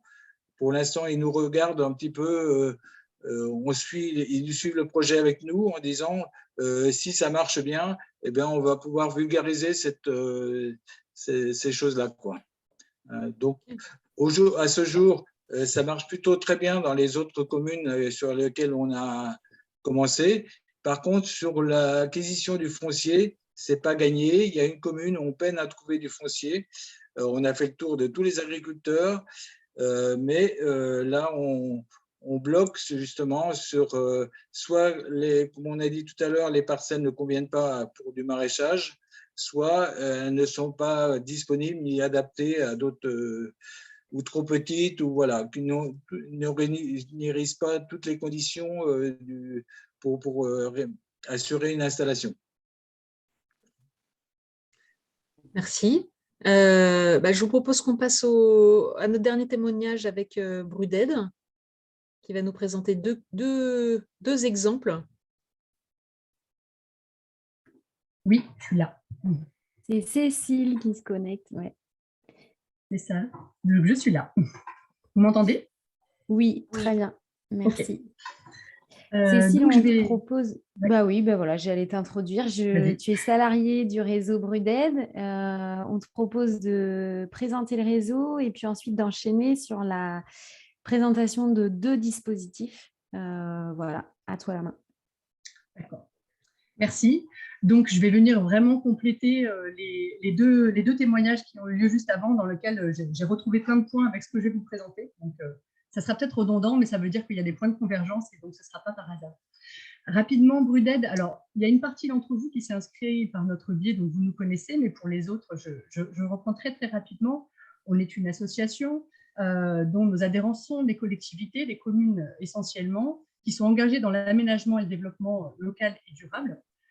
Concrètement, on est donc un réseau d'échange d'expériences et l'objectif est de partager les expériences des premiers et de façon à ce qu'ils inspirent les seconds, à la fois dans des volontés, dans des démarches, dans des écueils aussi, puisqu'on n'arrive pas toujours à mener jusqu'au bout nos projets. Donc, on va s'appuyer sur les réussites et les écueils des expériences pour permettre aux suivants d'aller plus loin. Voilà. Concrètement, on organise des visites et des rencontres thématiques. On peut accompagner les élus dans leurs projets. Alors, on n'est pas des techniciens, on ne va pas se substituer ni au GAB, ni à la SIAP ou à d'autres experts. On va plutôt être présent pour accompagner les élus dans l'idée de bien définir leurs objectifs politiques et le rediriger ensuite vers des experts qui vont pouvoir les accompagner techniquement. Et enfin, en fait, on va valoriser des expériences et puis ensuite, on va les partager et les diffuser. Ce qu'on fait un petit peu aujourd'hui. On a 260 communes adhérentes, rurales, urbaines, littorales, beaucoup de rurales quand même, puisque 80% de nos communes sont de moins de 3000 habitants. Voilà, c'était pour vous donner les grandes lignes. Tu peux passer à la vignette suivante.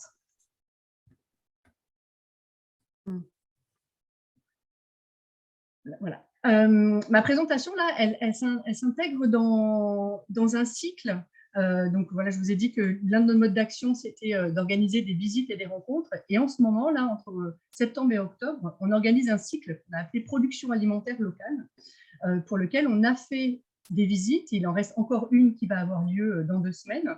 Et donc, j'ai identifié là sur toutes les visites qu'on a organisées dans notre cycle 2 exemples dont je vais vous parler juste maintenant. Donc, parmi les visites qu'on a organisées aussi, il y en avait une à Neuillac, il y en avait une à Vannes. Donc, elles ont été évoquées là tout à l'heure, donc c'est pour ça que je ne suis pas revenue dessus. Et donc, je reviens juste sur 2 exemples qui sont donc à Lanvallée, donc dans les Côtes-d'Armor, qui est un site multi-activités agricoles, et puis à Saint-Georges-de-Rétambault, qui est donc dans le 35, dans le pays de Fougères, où c'est une ferme communale qui a été louée à un maraîcher. Donc là, on est vraiment sur 2 exemples qui entrent dans la catégorie déléguer la production.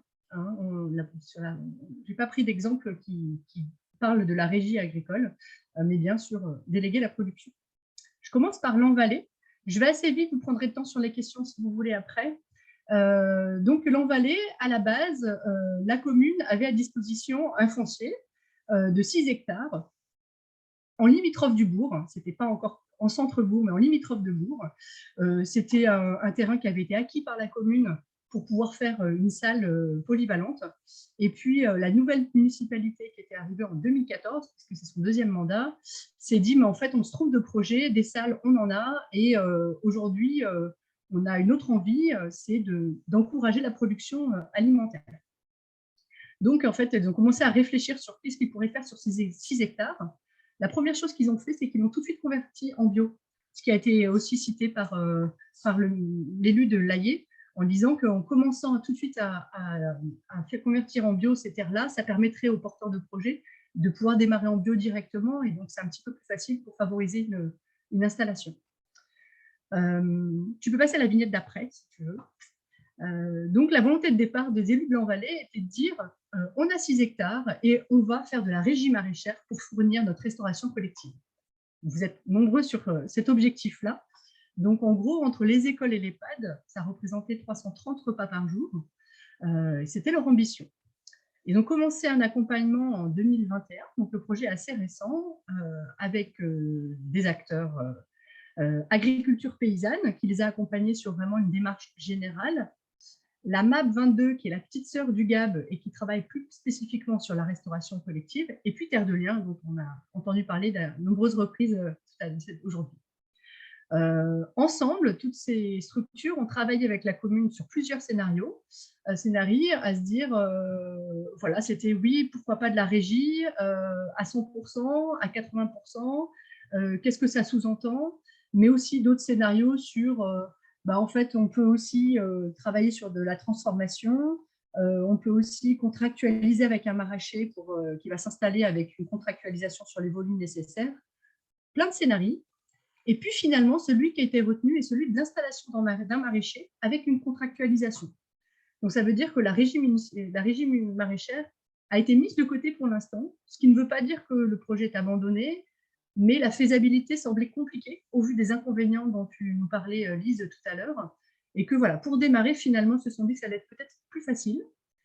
Et ils ont travaillé sur des critères, et notamment sur le fait d'installer et favoriser l'installation d'un agriculteur au lieu d'embaucher un agent municipal. Donc, leur intérêt était de créer un emploi indépendant, en fait, d'où le fait de partir sur un maraîcher. Le travail avec les partenaires leur a fait dire aussi que 6 hectares, c'était beaucoup trop par rapport à leurs besoins en termes de restauration collective. Et il y a eu d'autres opportunités qui se sont faites en même temps. Et donc, en fait, il y a un maraîcher qui travaillait des terres juste à côté, qui souhaitait s'agrandir. Il y a une productrice de fleurs qui est venue aussi solliciter la commune en disant moi, j'ai besoin d'une toute petite surface pour m'installer moi aussi. Il y a aussi des jardins solidaires qui sont allés les voir en disant nous, on a un concept, on est des maraîchers bénévoles, on produit des légumes et on les offre au secours populaire. Et enfin, une association qui avait envie de tester le principe de la forêt nourricière. Et donc, ils se sont dit comment on va pouvoir naviguer avec tous ces acteurs de façon à ce qu'ils se partagent ces 6 hectares. Donc, bien que l'idée de départ était vraiment bien de contractualiser avec un maraîcher. Donc, ils ont lancé un appel à candidature en juin, et donc ils viennent de recruter une maraîchère qui va s'installer finalement en 2023, mais qui est déjà un peu dans le bain.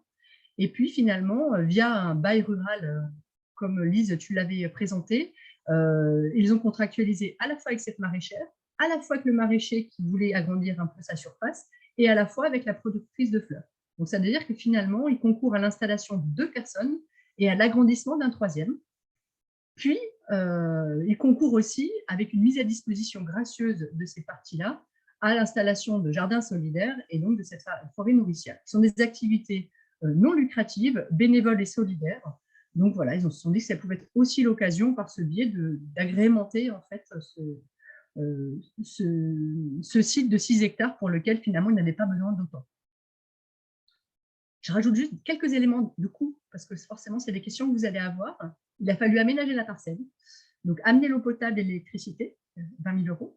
Le chemin d'accès carrossable qui était à 15 000 € aussi.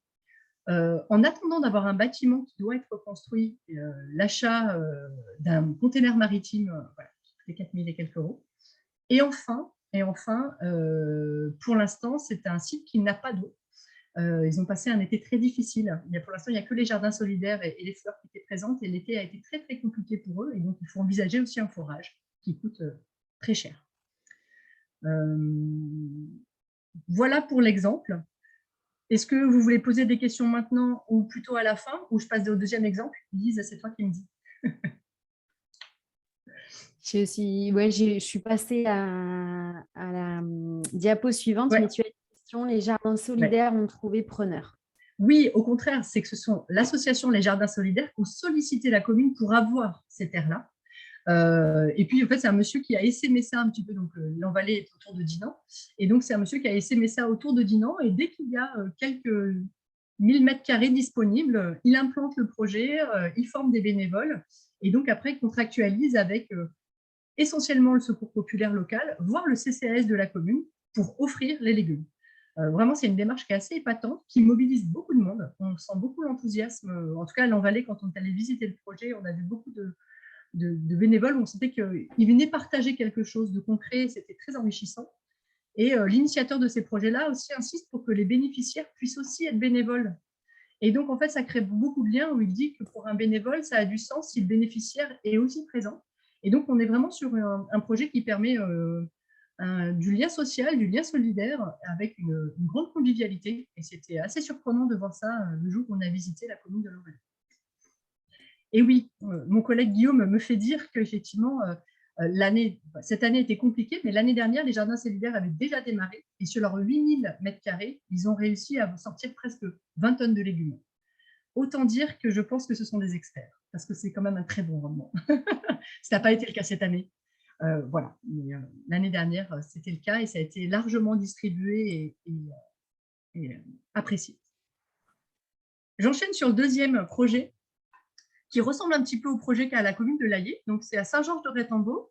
Et donc, c'est un projet qui est un peu ancien parce que donc, il date de 2009. La commune, à ce moment-là,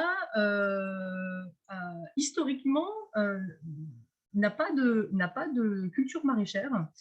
C'était beaucoup de l'élevage. Et donc, en fait, la commune avait à la fois envie de favoriser l'installation en agriculture biologique sur son territoire, et puis de développer cette activité maraîchère, ou comme Madame la maire de Tresson disait aussi, voilà, il n'y a pas de maraîchage chez nous, pourquoi pas le développer, ça n'entrera pas en concurrence. Ben là, c'était à peu près la même idée.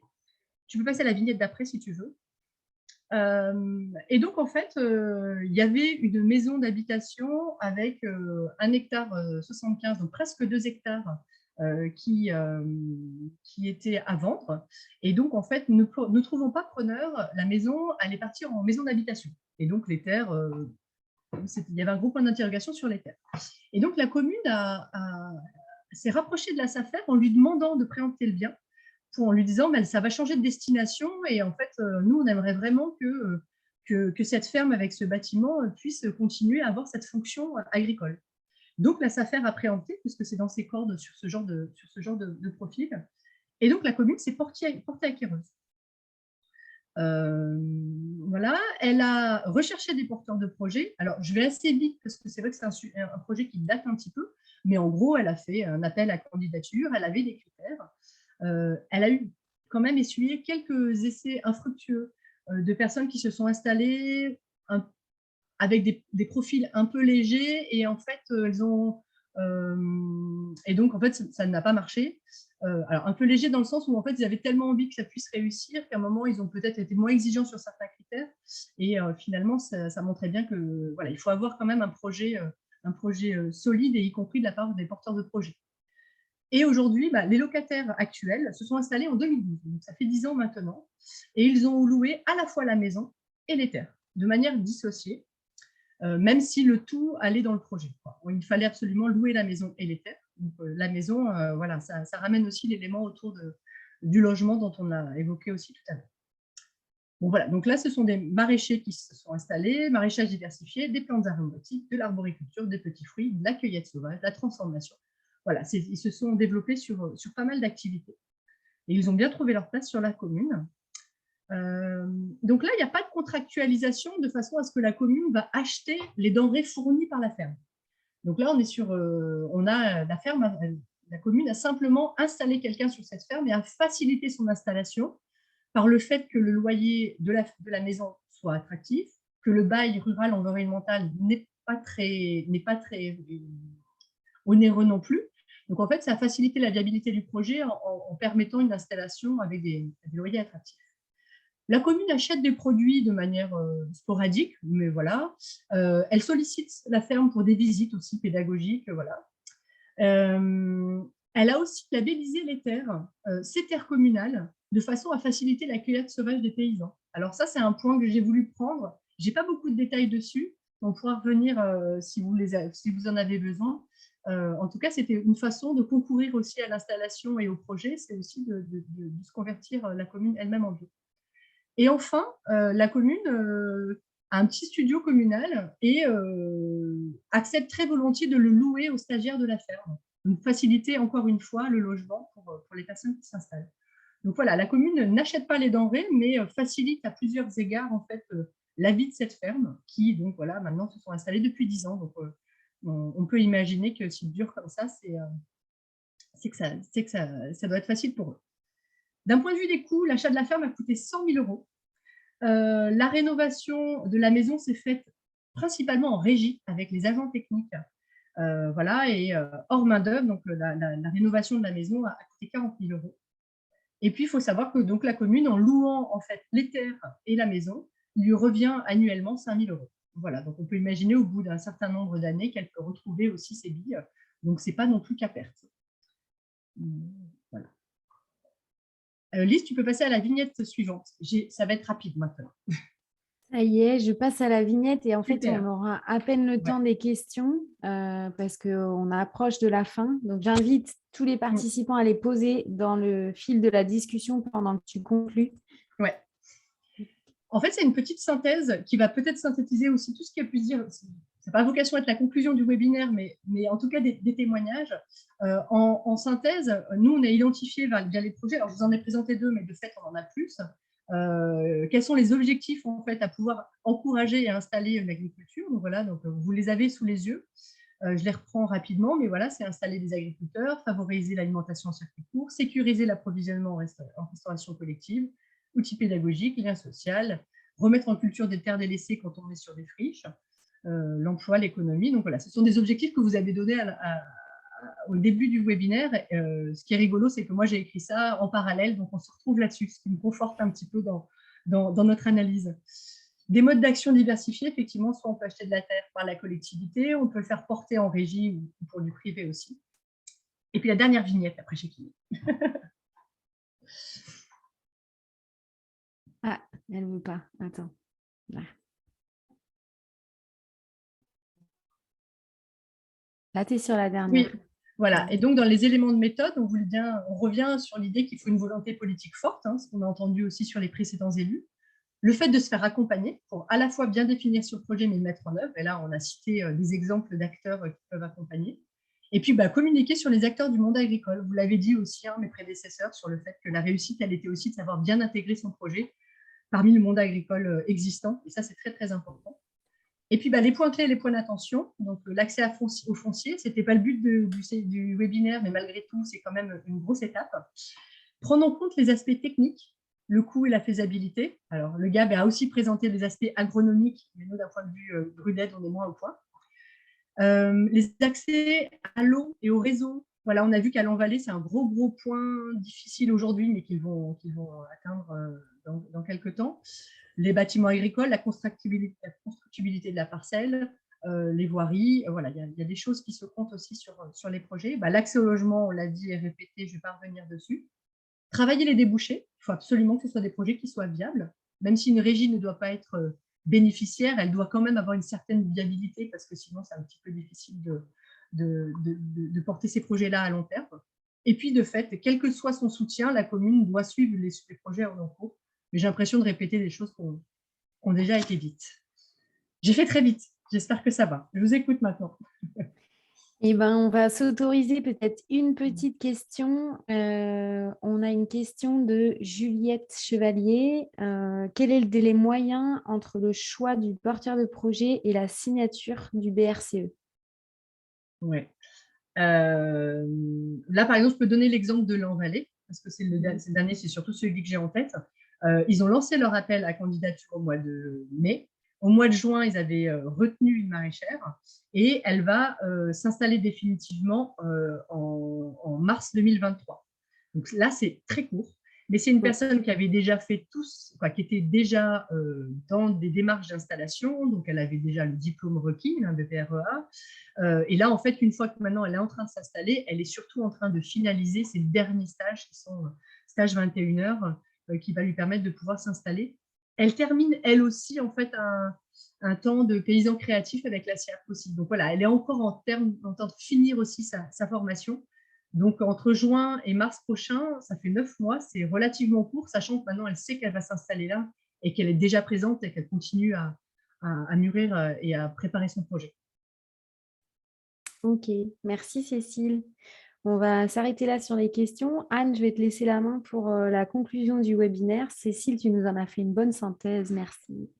Complètement. En conclusion, nous, on voulait surtout vous remercier d'avoir été présents. Il y a beaucoup de monde, ça a intéressé beaucoup de monde. On espère qu'on a pu vous apporter des exemples et quelques éléments de méthodologie qui peuvent vous aider. N'hésitez pas à nous contacter dans les structures de chaque département. Voilà, je pense que Lise va remettre le nom des différentes personnes dans les GAB que vous pouvez contacter là-dessus. On vous fait juste parvenir un petit sondage parce que pour nous, c'est important de savoir si ce webinaire a répondu à vos attentes. Voilà, par rapport à ce que vous veniez chercher. Est-ce que c'est des attentes dépassées? Voilà, plutôt tout à fait, plutôt pas. Pour nous, c'est important de savoir si ça vous a convenu. Et sinon, on vous remercie. On vous souhaite un très beau week-end. Merci à Bruded aussi d'avoir été partenaire sur ce webinaire, d'avoir fait venir plein de monde. Merci à tous de votre participation.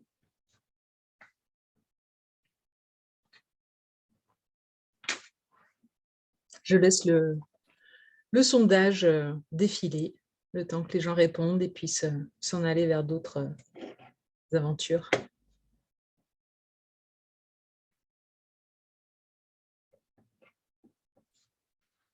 Ah voilà, on est à 100%, donc je publie les merci. résultats. Merci, ouais.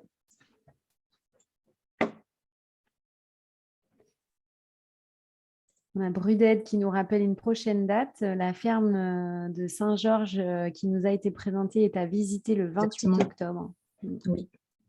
Et donc, on vous enverra les liens vers le replay, les liens que j'ai présentés au début pour les différents outils, cratères, parcelles, la carte du parcellaire bio, les liens vers les fiches Bruded, tout ça dans un mail à venir.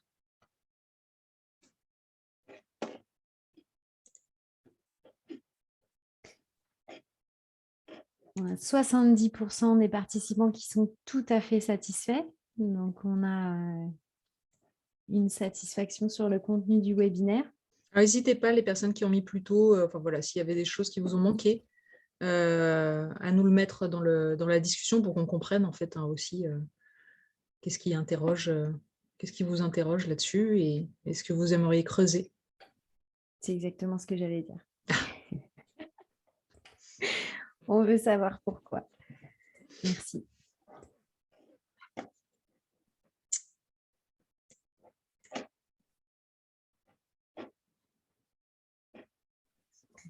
Anne, oui, je vais essayer.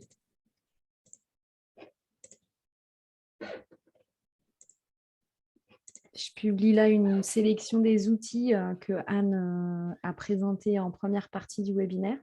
N'hésitez pas à les consulter vous-même.